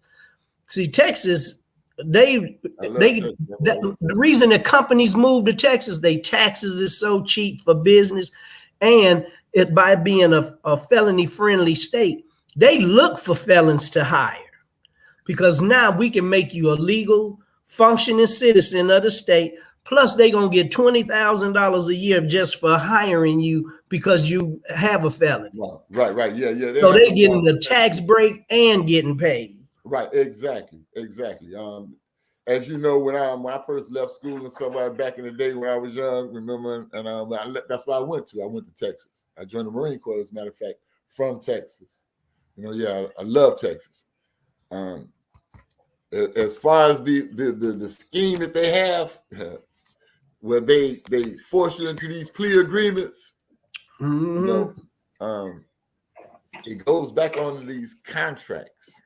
I would like to bring up these contracts because see a lot of these plea agreements and stuff. First and foremost, I got off track. Frugal say shout out to Texas. She from Texas. Okay. First, I would like to say this. If everybody,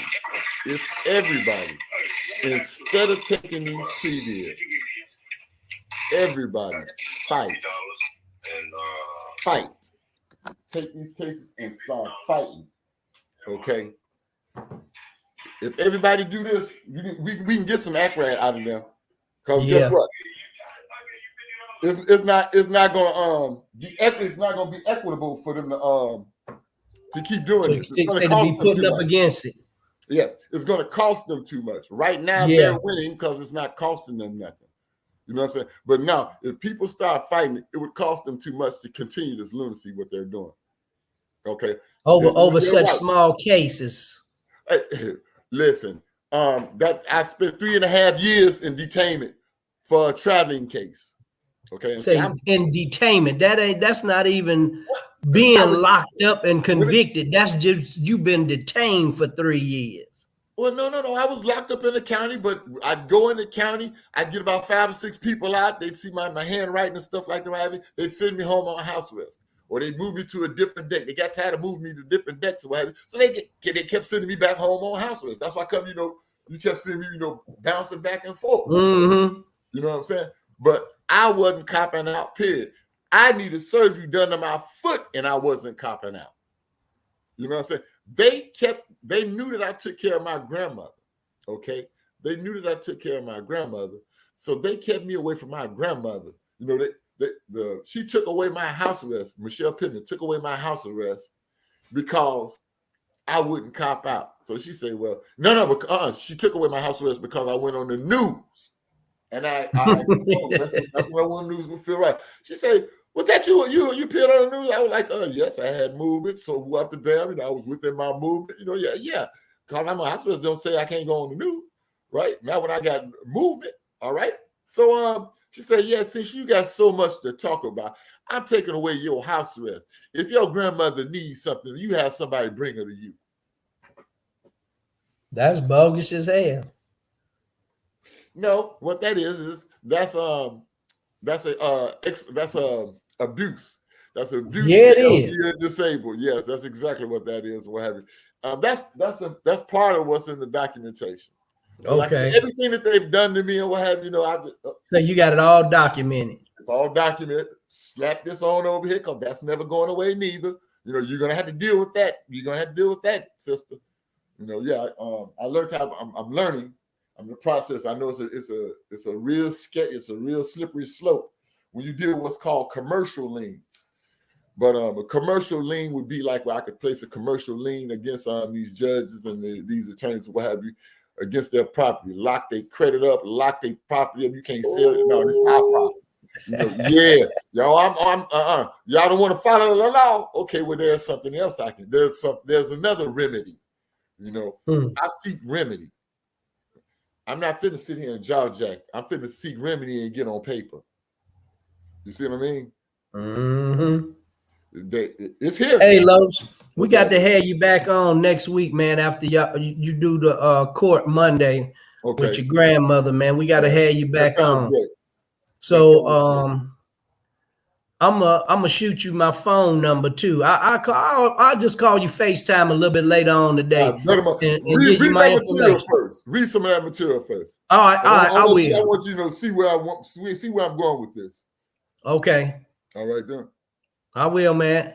So, I mean, it's been a pleasure having you on, bro. It's been a plethora of information. Again, real talk. And we gotta get you out here on this platform again, man. So people can actually see you ain't got to take this. When the court system railroads you, like you say, we got to start fighting for our rights. Yeah, and the only way we can do it is through the system. A lawyer can't. Honest to God, he's not gonna do it. He's not going to do it. No, it's not going to behoove him to. That's like cutting his. That's like cutting his wrist. Exactly. That's his career.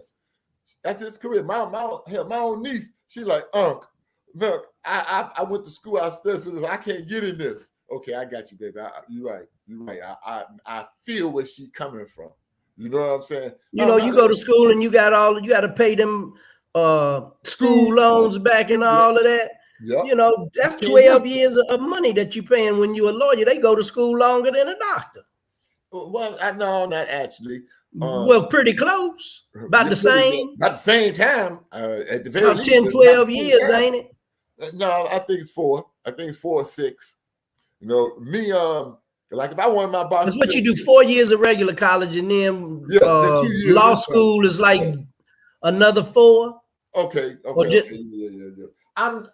I'm not for sure at the exact. I ain't sure either. I think it's about 6 years you can go in the study of law while you become an attorney, or you could do like what I was about to do.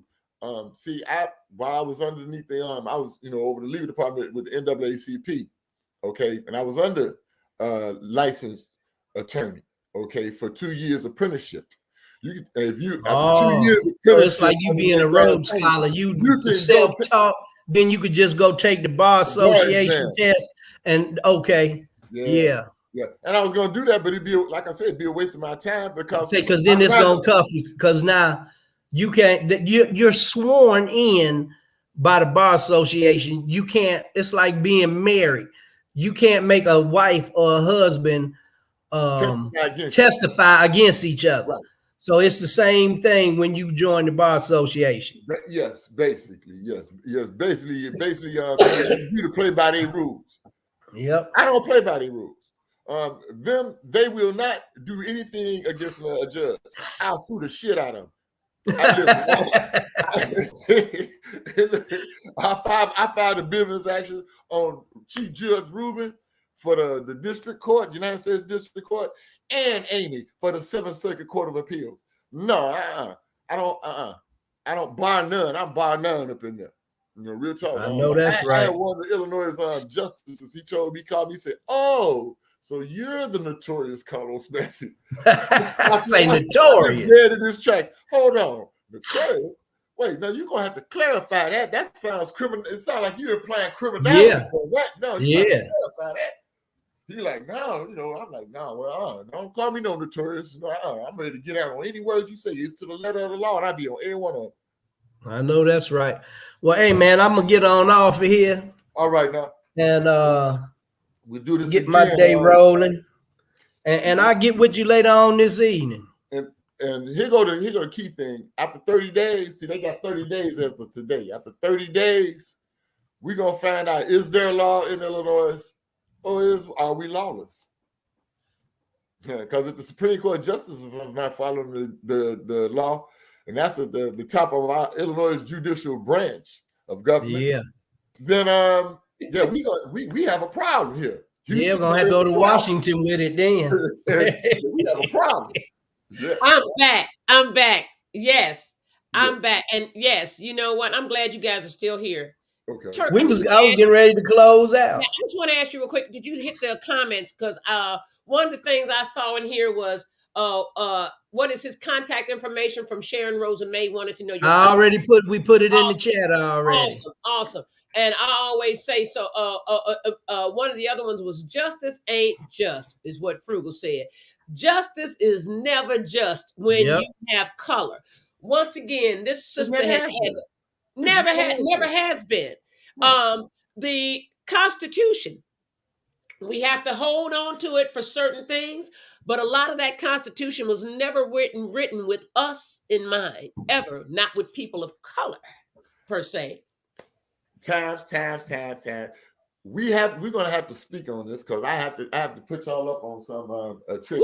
Y'all notice I don't carry state IDs, right? No, I have a passport.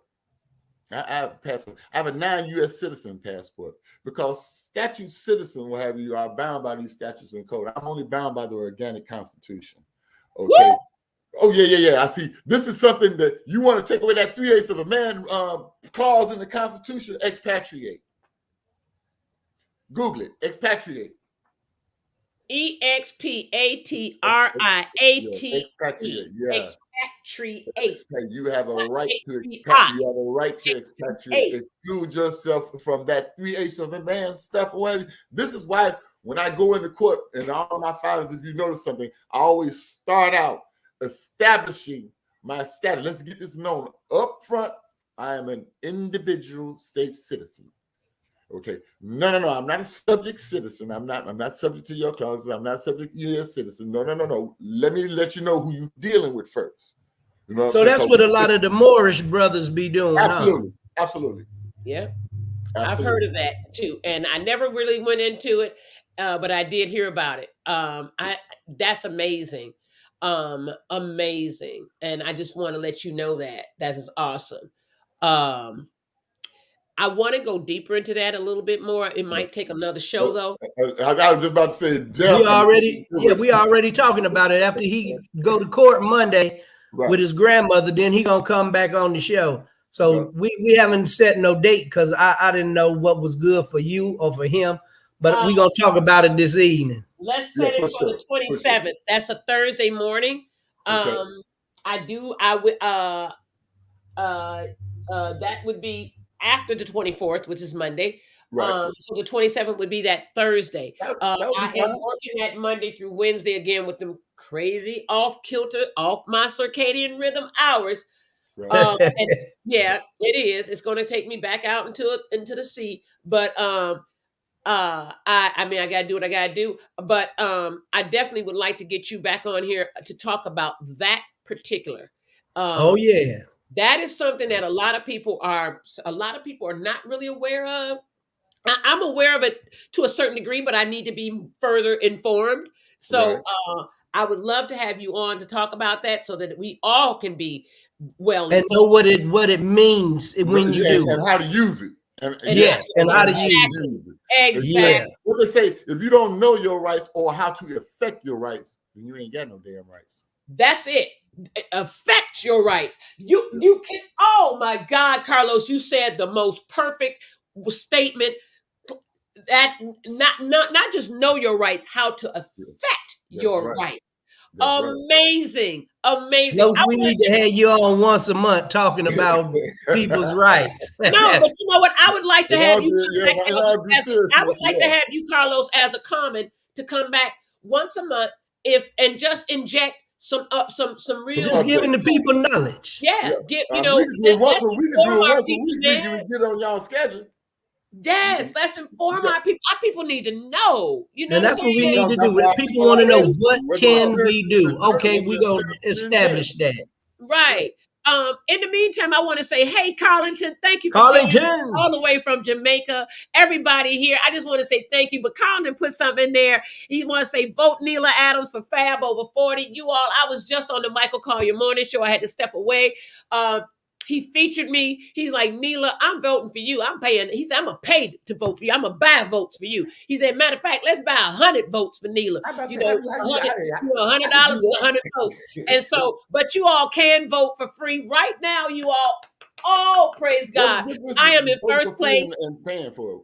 It is well, it's a free daily. You can vote for me daily, once daily, only after 24 hours. You can't vote within the same 24-hour time frame. So, like if you vote right now at 9:41 Central or 10:41 Eastern, then you would have to vote at 9:41 tomorrow morning, or 9:42. You can't vote before 9:41, and that allows you to vote for free. There's two ways to do it. You can go in and you select. Scroll down where it says Fab over 40, vote for Neela, bring her to the top, Liza Skippy. But I am number one right now, you guys, and I'm still running. Please vote for me. There is a $40,000 purse. A $40,000 purse. Yes, Turk, thank you. A $40,000 purse. And let me cut this light out so I don't get no reflection. Oh, it looks good. I saw there is 2 months that I will be getting a 2-page. I will receive a 2-page spread in the New Beauty magazine. And so that's me when I was at my tea party. We had women's tea party. So I had on. So yeah, everybody, if you all vote for me, that would be awesome. Now let me let you guys know this real quick. It is a couple of rounds. Right now, I'm in the first round. So the first round ends October 20th. So if you vote for me every day up until October 20th, that keeps me in first place. Then listen out for the next round, because they make you go through hoops and high water now for this 40,000. They ain't just, oh, here you go, 40,000. And this is for a good cause. This is for breast cancer awareness and research. A great cause, because it's affiliated. It's a 501c3 affiliated with the National Women's Breast Cancer Association. I lost a good friend to breast cancer. I also had my cousin who was on the show that had breast cancer, Toy. Turk, you know Toy. Yeah. Toy, my cousin, who's married to Steve. They were all on the show. And so I lost her. I mean, I didn't lose Toy. I got Toy. Toy's husband walked with her through her mastectomy. And mastectomy and all. He tattooed the same scars that she got on her breastplate. Yep. He tattooed them on his breastplate. And they got a bond that's incredible. When I tell you that, that's a man. That's a man. Okay, I'm telling you. And what a husband. That man. That's why she's still here. Exactly, because she had that strong love and support. Plus me, I was walking with her. She had a lot of support. Yeah. And it's important that you have support when you're going through. Yeah, when you're going through that, you know. And so, my heart goes out to her all the time. That's my cuz. She was like, "Cuz, I'm voting you, girl." And she's like, "Girl," and she's beautiful. And she's gorgeous. Matter of fact, Toy was a model, and she still is a model. She was really into the modeling arena though for quite a long time. And then she started raising the children and everything. So she bagged up a little bit from it, but she still does model because she's gorgeous as she want to be. And she's been pulling through this thing like a soldier. But I did lose a good friend at the age of 28 who had 2 sons. Jory? No, Jory didn't have breast cancer. Jory got 2 daughters who had 2 sons. I was very close to, lived 2 blocks away from me. I would stop over there. We would have tea. We would just kick it and watch the babies. You know, when she had a newborn baby, I watched her breastfeed one of them. You know what I'm saying? The other one, she didn't breastfeed them, but she raised them up. But I lost contact with these 2 young men because I don't know what their last name is. I don't know what she named them as their last name. And that's what got me. I was so hurt. I had contact with them up until they were teenagers. And then I went through the court systems and the craziness in my life. And I lost contact. And it hurt my heart to this day. Hold on. That I don't have contact with them. But I've been pushing and trying to find it. I've even gone back to the house where they were, and the people said they didn't know they didn't know where they had went to or moved to. So I lost a lot of contact with them, but she's forever in my heart, and she knows she's in my heart. But I just want you all to know. The cutoff date is October 20th for the Fab Over 40. That's the first round. But then there's going to be another round of voting. And I want you guys to continue to vote. I know it might be like, girl, I ain't got time for this. It's just a second, y'all. That's all it takes. 1 second to go in, click that link, and hit vote. That's all it takes. You know, I hope it's not asking too much from you all, because I remember when Nicola was on here, and I voted for Nicola for her to be the cake baker. I voted for her every single day, and that was their first round, and then they had another round, and I voted for her again every single day. And she's doing fabulous right now with her big cake business and her catering business out there in Louisiana. You guys have seen her on the show. That's the one who came And on the the show. Airbnb.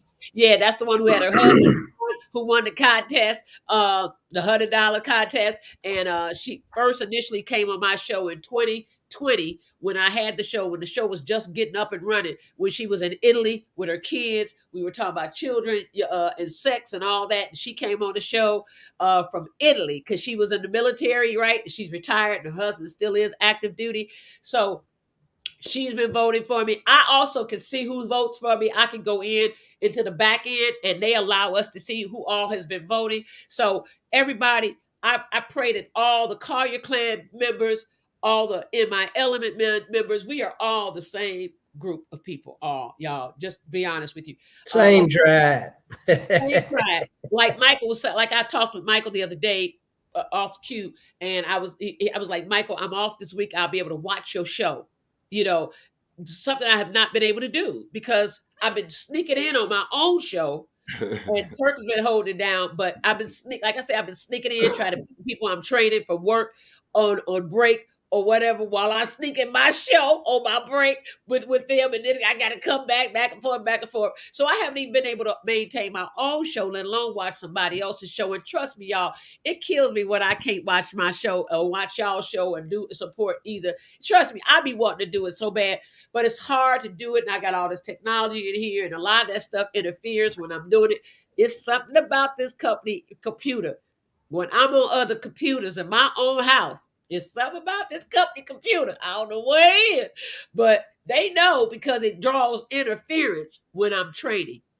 And I train people like I'm on live with you all. I train people live like this. And they see me like y'all see me, And so sometimes when I sneak off and come into my own show, while they doing something, I be talking to them. I put y'all on mute, whatever. I start seeing the interference and the disconnect. It'll tell me, "Oh, your bandwidth is low," and all this kind of crap. And I'm like, really?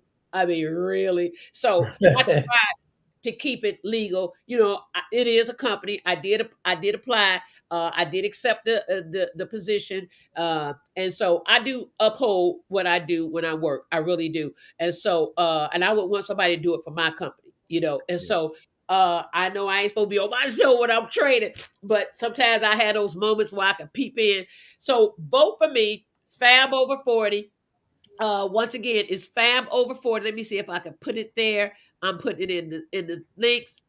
I'm sending it in the comments right now. You guys can copy and paste it into a browser and vote for me once daily, every 24 hours, though, up until the 20th of October. And then after that, that's round one. They're going to take the leaders from round one and advance them to round two. Now, mind you, I just sent in an email to them to find out how many rounds is it, because they never told us that this was going to be rounds. They never told us that, okay? But when you think about $40,000, they not, like I said, they're not going to just give up $40,000 for free. But baby, we gonna have a party, okay? Okay. Hey, Los, come in on YouTube and subscribe and like on the show too, so you can come in on YouTube instead of Facebook. Yes, absolutely, because I wouldn't be surprised if some of the stuff and what have you, I'm prepared to say on here, what have you, get taken off. Yeah, I was ready to say, because some stuff you'll say on there, yep, exactly. They're wacky. Yes, sir. I know this well. Trust and believe me. I was just about to say, I was going to have people come on. If you want to see some of the documentation, Carlos Los G Massey is my page. I also have We the People, Illinois Citizens Against Corruption, and I also have Time's Up, Fraud in the Judicial System. But definitely on my page. Can I get you back this week? Can I Absolutely. get you back this week on? Hold on, today is Tuesday. Can I get you back on Friday Yeah. for this passport and not a state ID? Okay. Yeah, I need to know about that. We need to have you here on We Friday for all that. I we want all you to need know to know that about that. We after Yeah. all need to you know know, about that. yeah, First and that's foremost, something we that all people need really to know need to about hear that. about. Yes, absolutely. We people, I just got to say this. We as a nation of people, and when I say a nation of people, I mean all us black people, African descendants and American blacks and all. We're all black. Indigenous. I don't Why care don't how you you just say look at indigenous? You know, That's it. who we are. the indigenous Indigenous, people. The African, original Niji of Turtle Island right? and Amaka. There And you go. say it again, Okay. sir. Say it again. First conscious We, brothers. You know what I'm but saying? we as a nation of people, we really need to start working with each other and Absolutely. sticking together, Yeah. and don't defray from the crowd, because it's the crowd, the numbers. Don't defray from the numbers, because the numbers is what makes movements happen. That's right. And I say Yeah. that because we get involved with things and then we like, "Mm, I ain't finna do that. That ain't no, that's fine." Like with my show, I do have to be careful about what I post because, of course, they're going to block me. And I don't want them to block my show with all this wonderful information that you guys get off of this show. I hate to have my show blocked, you know, Right. because of something I might have posted that went Right. against guidelines, their guidelines, And that could be anything. using That their changes all the platform. time. But wait now, we're using their platform. Right. So there are guidelines to their platform. But I'm also rendering out a lot of information. You guys can always go back and watch the show later, another day. They're all active for you to watch.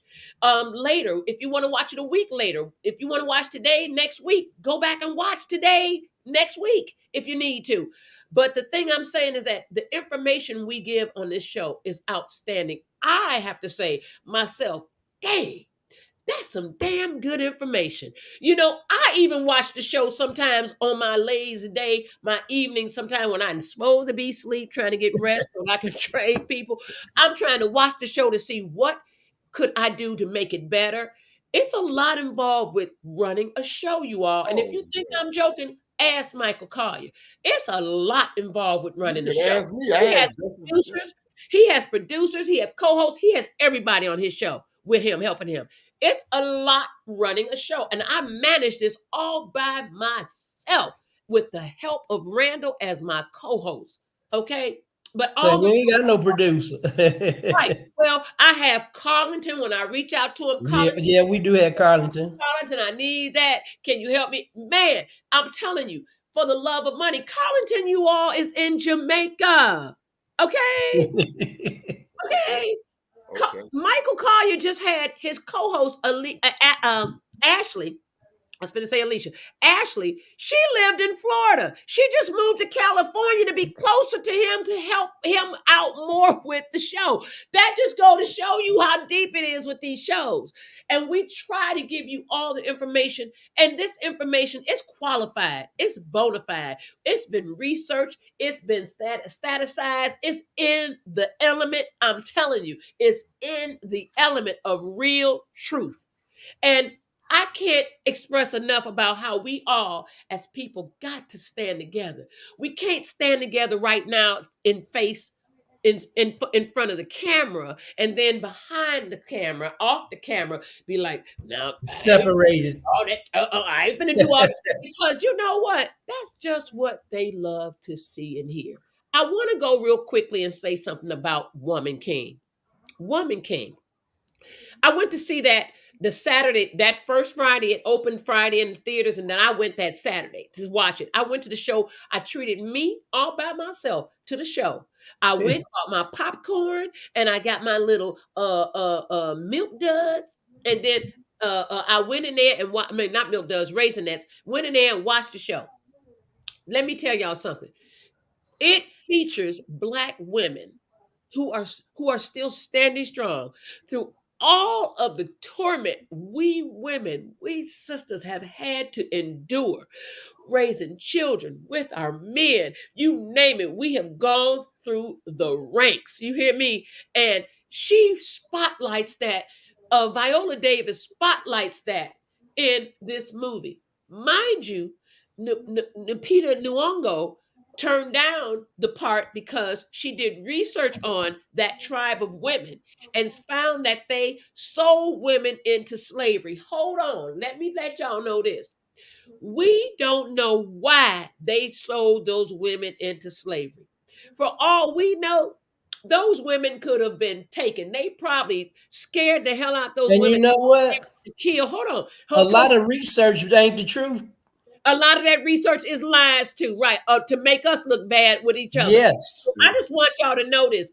They probably Smithsonian stole all the slavery. evidence about those Right. dwellings in the right here in Colorado. But let me go to this real quick. They probably had to sell their sisters into slavery. They probably were forced to sell their sisters into slavery. And when I say that, they probably held guns on all them women and children and all. And they were ready to kill them all just for one woman that they wanted to be take away. And of course, they said here, you give up one to slavery to save thousands.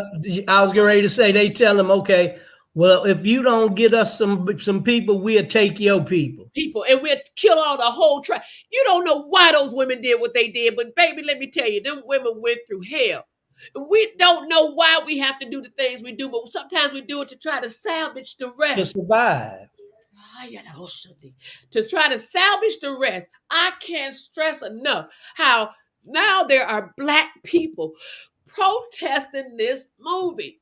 Don't let that stop you from going to see this movie, y'all. And for the love of money, I don't know why they done paid these. I think it's good they protesting it because now it's bringing it more attention and more people gonna go see it. Yeah, more just attention. Because it's under protest. But it also knocks her down a notch from being a box office star. All publicity is good publicity.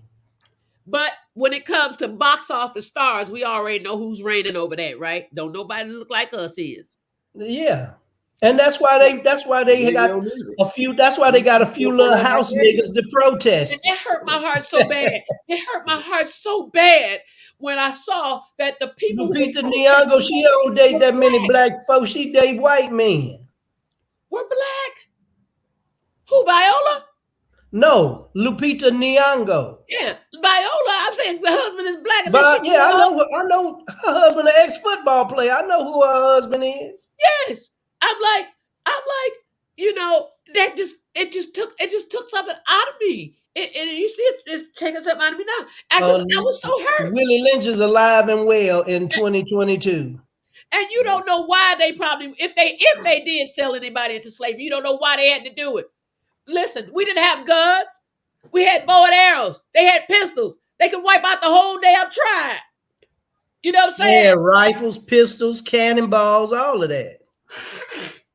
That's when the Europeans came into power, when they discovered gunpowder and created their first weapon, a cannonball and rifles.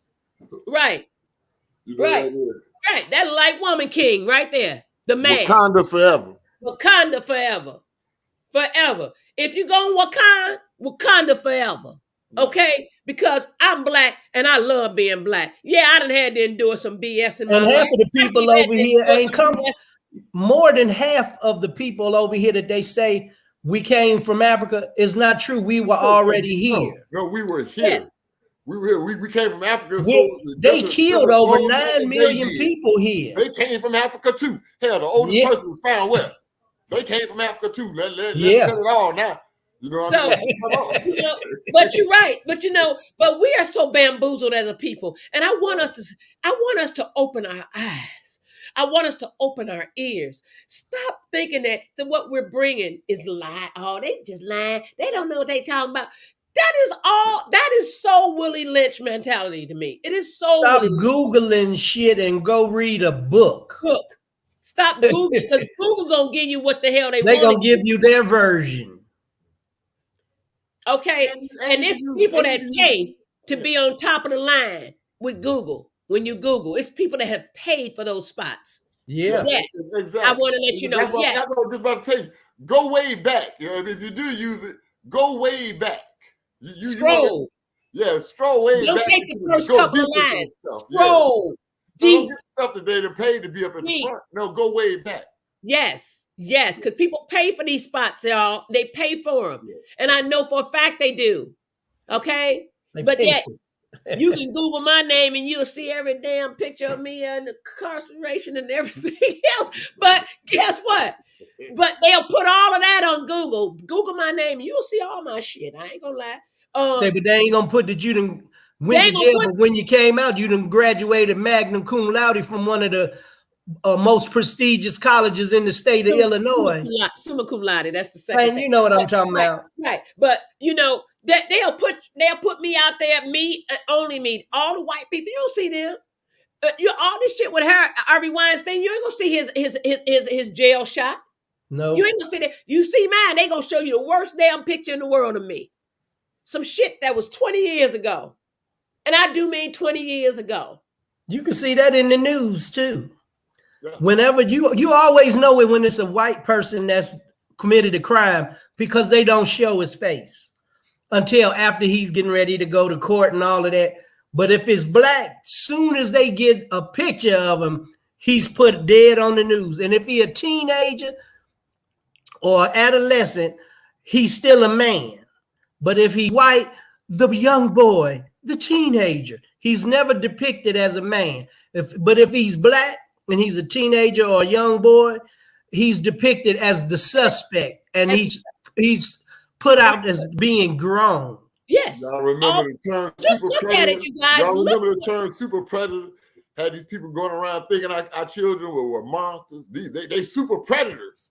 Yeah. They got bit by something and turned to the zombie apocalypse. Well, hold on. I'm going to go into something real quick, and I know it's late, but I want to go into one thing real quick, and I want to pull up me real fast for a second. I want to pull up one thing. I want people to see something real quick here. I want, and say you got to program the people. Yeah, I want indoctrination. I want everybody to see one thing. Well, say you're gonna find out anything about me, you're gonna find out from me. Yeah. Okay. Yeah, I ain't never had no problem. Ask me. Okay, hold on. I want to share this real quick. I want y'all to see something. This is a prime reason why I say we got to stick together. Hold on. We got people that don't even look like us. Let me interject on that, Miller. Huh?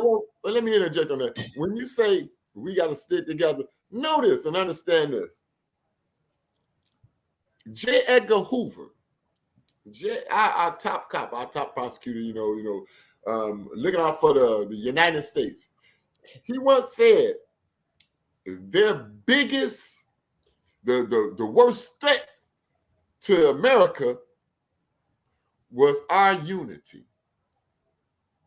And the government,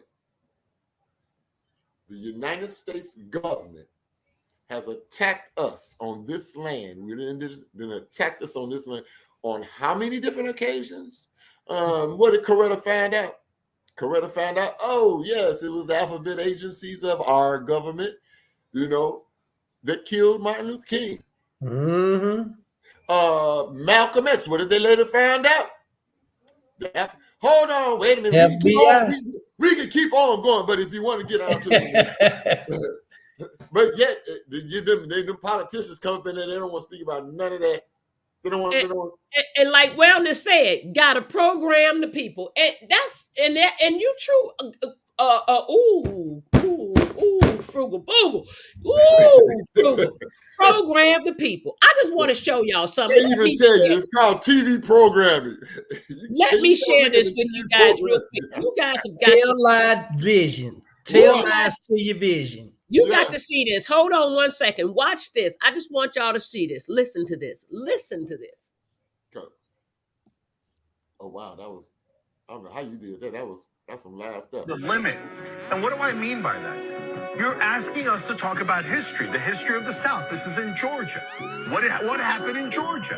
There were savages in Georgia. It was the ancestors of the white right-wingers. They were absolute savages.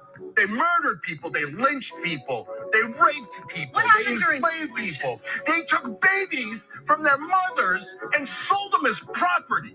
You want to talk about They're doing that now. savages? Your ancestors were the biggest savages the world has ever seen. And so don't you dare call a black man a savage after you murdered him. Don't you dare do that. I'm so sick of African Americans being called violent when the world's worst violence was done to them, not by them, to them, not by them. Yeah. Hey, I can't, hey, I can't stress it enough. The man said it, and he didn't even look like me. He didn't look like Turk. He didn't look like Carlos. He looked like the ones that we're against. And he had the audacity to put it out there. He said, don't you dare call black people savages when you savagery white man has done all kinds of Let me tell y'all something. They're doing it to this day. And they still doing They it. wear suits and robes during this day. January 6th, the Capitol. This is what That this is was what I'm saying. savagery at its greatest. Yes. And yet Yes. we still sit up here and You don't know, want to work with denial each of other. equal protection of the law is a human rights violation. Zena Crenshaw, she just passed away. This one our justice warriors. You know, the little knowledge of somebody, but what it started in Illinois, right here in Cook County, and when she was a United States Seventh Circuit attorney, okay, Seventh Circuit Court of Appeals. Okay, they killed her husband. They came after her property, whatever, and she ended up moving way away. She went to the United Nations talking about the corruption and stuff, whatever, and exposing the corruption in our court systems. About they talk about over there in New York the disappropriate amount of black children that's being took into the child protective services and stuff like that. But y'all remember when I was the Chicagoland area manager for American Family Rights Association? Remember I told you about I got 11 kids out of DCFS? Mhm. The atrocities that I have seen, I can't believe I was fighting for a country that's doing this. But they are. And you were in the military. You were in the military, right, Carlos? Yeah, he was in the Marines. Yeah. Yeah. So, I mean, this is this fight right here, unity. I'm pissed. It's going to take unity. We all get together, unite and learn and find out how to not only know our rights, but how to affect our rights. Yeah, we're going to become a power people. So everybody, I want y'all to know this. Reach back and give back. Somebody out there needs your smile. Somebody needs to hear some kind words from you. Somebody that looks like you needs support from you. Somebody that looks like you needs to hear a blessing from you. Somebody that looks like you might need that old jacket that you ain't using no more. Or them lunch meat that you know you ain't going to eat all of before it spoils in your kitchen refrigerator. Somebody might need a bottle of water just to wet their thirst. Okay? Listen to me. If the Spirit places it on your heart to do it, let it go. Don't worry about what they're going to do with it. It's between them and their God. If the Spirit put it on your heart to let it go, let it go. Let that work out. You might be saving somebody's life. And also, love, peace, soul, and hair grease. And y'all already know if your scalp is itching, wash before you condition. Because why? God loves you. God loves me. God loves everybody under his tree with a big back patty whack. Give your God some praise. Because God woke our butts up and savaged us all of these days. We're here for a reason. We're not here for treason. We're here for a reason. Don't you ever get it twisted. Because let me tell you something. We are the first and we will always be. And we're definitely not going to be the last. I just want you to know that. We are always going to be the first, the Alpha and the Omega. And we're always to say the last shall be first and the first shall be last. And I'm just here to let you know. Check your schedule. I sit here, I tell you guys about Kangen water. I ain't telling you nothing just to sell it to you. I'm telling you something that I know. You guys need some hydration in your system. This water, the systems that they got, keep drinking that BS in the bottles. Keep drinking that crap that's been sitting in the warehouses for over a year. Okay, they bottled that crap up so long ago, you don't know how long it's been sitting there. Why? Because they know they got a surplus of it. Where do they get the surplus? They pouring it out of the sink. If That's they what I was went just about to to get say. it from all the They rivers, found out that there was a lot if of that they water. went to get it from all the rivers, trust me, the rivers would be barren right now. Okay? All the water we all drank throughout the nations, the rivers would be dry. I'm just here to let you know. That water, Brita filters. Oh, I got a Brita. The Brita ain't cleaning nothing out your water. You want to test it? I'll test it for you. I just want you to know that. Get your hydration the white way. You can do the Kangen water how you want to do it. Also, when we tell you about certain health things, listen.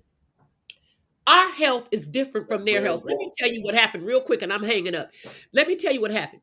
I went to the health food store, Southtown Health Food Turk on 95th. Mm-hmm. Went in there, two women, a daughter and mother. One white woman and her daughter are running on it. Beautiful people. There's a guy in there I met. His name, I ain't gonna say his name. I don't want to put him on Front Street or deface him. But he was in there. He told me a week ago when I went in there to get my ACEs. I had run out of my vitamin ACES. I went in there to get my ACEs because with this cold, I've been needing my supplements, my herb supplements, and so. He tells me, "Well, Neela, I'm a personal trainer, personal fitness, and health fit, health." He said, "I wouldn't be here if I wasn't." I'm like, "Yeah, you're right." But he said, I had an Asian lady tell me. I said, "Well, I don't eat meat. Every now and then I might have a piece of fish or a chicken breast that I fix and I broil it. Oh, okay." And I said, once in a blue moon, I'll have a piece of fish and I'll have a piece of chicken, a white meat chicken. And then I did reduce down from the chicken to the salmon only, wild caught only. And he said, "Oh no, I got to tell you about that. That's going to come back to bite people in the butt." I said, "Yeah, when they buy all that processed crap in the store, it is." I said, "But if they make their own burgers with beans and stuff, and there's recipes online that you can learn how to make your own vegan burgers, patties with, you ain't got to buy that processed crap in the store." Let me tell you, because it's still processed food, no matter how you look at it. You know what he told me? He said, "Oh no, this Asian lady told me, I believe in Asian medicine." I do too. I believe in Chinese medicine. They've been doing it for over 4,000 years. Listen, she said, "Our jaws are supposed to eat meat." I listened to him. I said, "Oh, really?" I ain't say nothing else. Our jaws can chew the meat, but our intestines can't digest it properly because our intestines got to work overtime to get that hard, thick meat out of the system. I just want y'all to know something. What they do for their body is totally different what we need to be doing for our body. I want you to know that. DNA is different. Our DNA, our body construct is different. Though the blood We're may be the same plant-based eaters. veins, though the blood may look the same running through the veins, our DNA construct is totally different from Caucasoid construct. Okay? If it wasn't, we wouldn't be so different in color and everything else. I'm telling you, we wouldn't think different. We all think different. We do different. I listen to him. I'm like, I ain't finna eat all that damn meat and get coagulation. Why do you think they coming up with these new medicines to attach to your DNA panel to change your DNA in your body? They want us all to be the same. I didn't take none of that. Nope. I ain't either. Nope. And I caught COVID. And I ain't denouncing anybody that has had to take the COVID vaccine. God bless you. I pray that your health stays healthy throughout all of that. But a lot of people have had to take it. I know their jobs forced them and people trying to keep their jobs. I understand you've been on your job for years and you ain't trying to look for another job at your age and all this kind of stuff. So I understand. I ain't knocking you. I'm not knocking that. But you got to think the vaccine, then it was a double dose. Then they had the backup. Then they had the booster. The ones that took it caught it. And then they had a third. That's what they do. Give it to you. Now they're working on a fourth booster, all within a year's time. That is way too many jabs. That I don't care how you look at it. I don't care what a nurse, a doctor, a lawyer, or Indian chief will tell you. That is way too many jabs of something to protect your body against something else. Your body is naturally defensive. I don't know if I've had COVID or not. I done had this is the baddest cold I've ever had, but it's all coming out. It's all coming out of me. All this mucus, everything is coming out. I'm taking this mucus thing that I've built up myself with ginger, cloves, and bay leaves. I'm drinking that. I also have my lemon detox, and I got my green remedy drink that supplies all the nutrients that this detoxes out. And so let me tell you something. It's going to be a minute for all this to work through my system. Another thing I'm doing that I know I shouldn't be doing, I'm eating bread, so I'm going to get off that bread. Bread also produces mucus. Milk, dairy products produce mucus. Why Red does meat, bread do it? Because of the yeast. yeast. Yes. Yeast And the is gluten. alive. And yeast lives, Yeast and allows the gluten. mucus to live, and it allows the mucus to grow. Yes, it's like a fungus damn near. So I'm just here to let y'all know. Do your research deeply. The hell with Google. Go to your library. Give your library some service. Give your library some business. Those librarians that went and took their master's degrees to become librarians, they just sit there bored as hell out a bunch of books, but they want to help people study. So go to your library and get one of those librarians to help you find some of this stuff I'm talking about. And you gonna see for yourself. And also the CDC. Go into the cdc.gov and research some of this crap. The CDC got it right there in your face. Poof, in your face. They tell you about some of this stuff, but yet they build it and they pushing it out there. Your FDA is not your federal, your FDA is not your FDA. The FDA is paid to It's say private. FDA. Oh, what? How much money you get? Okay, what? You said you finna The retire Food me and and my Drug family? Administration is not the Federal Food and Drug Administration. You said you finna Just like retire me and the my family? Federal Reserve Bank is not owned by the federal Federal government. Reserve of people. It's It's not private. for the people. But Just the like the IRS. FDA Just is Yeah, like the Department of yeah. Motor Vehicles. and I'm gonna tell you something else too. USDA. Yeah, They talk about all the recalls, but even they are being paid. I don't Yep. care. They might shut me down. I don't give a damn. I'm gonna keep it real. All of them is not for the betterment of our health. I don't give a rat's butt about how you look at it. Remember the food triangle. That food triangle was killing people. or even our they're not for our health, and they're not for our the embetterment of our lives. As far as No. going back, we say you got a branch of a judicial branch of government. You have a judicial branch of government, and this is what they're doing. No, that's not for the people. It's not by the people and for the people at all. No, Trust and believe. no way. I would like to close with something as pertinent. It's on page 4, and this one I get down to the nitty gritty with them. I let them know. I say the justices of the Illinois Supreme Court has been guilty of fraud upon the court and deprivation of rights under the color of law, as shown in the filings since January 25th, 2010.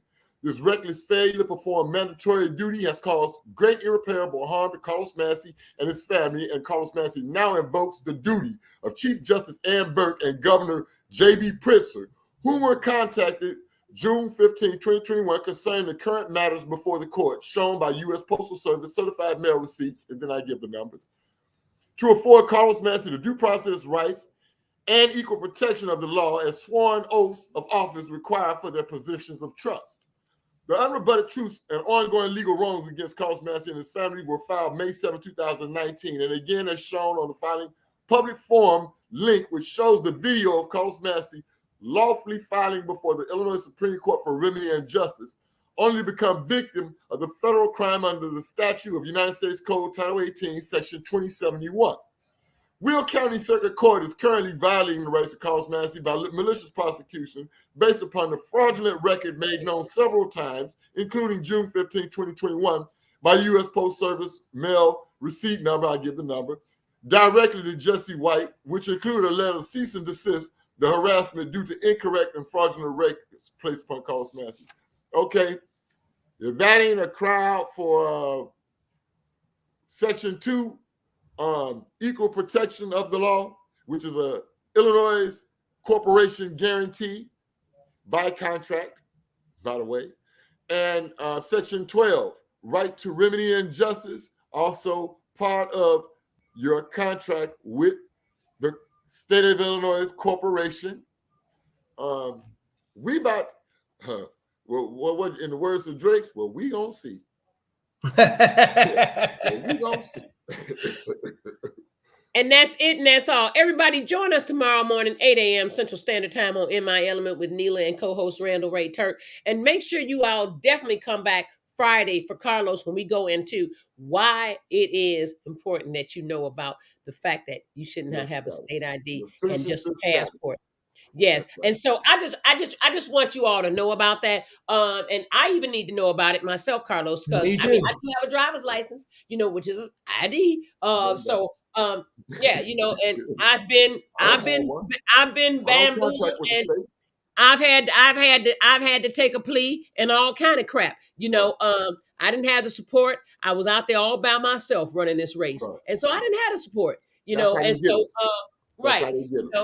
And I definitely didn't have the money, and that's how they get us. And so, but there is a law against a lot of stuff. Where there's a will that says you can, there's a will that says you can't. Bingo, bop. And I'll see you all tomorrow morning, 8 a.m. Central Standard Time on In My Element with Neela and co-host Randall Turkway. God bless you guys. Go in peace today and enjoy the rest of your day. And we'll see you guys tomorrow. Don't forget to vote for me. Fab over 40. Vote. Y'all, this is the round one. Allow me to win round one in my category so that I can advance to round two. And baby, it's gonna be a push for it. So I just want y'all to know I'm going all the way through with this thing. God bless y'all. Have a great rest of your day. Peace. I'll let you later, Los. All right, for sure. Without a doubt.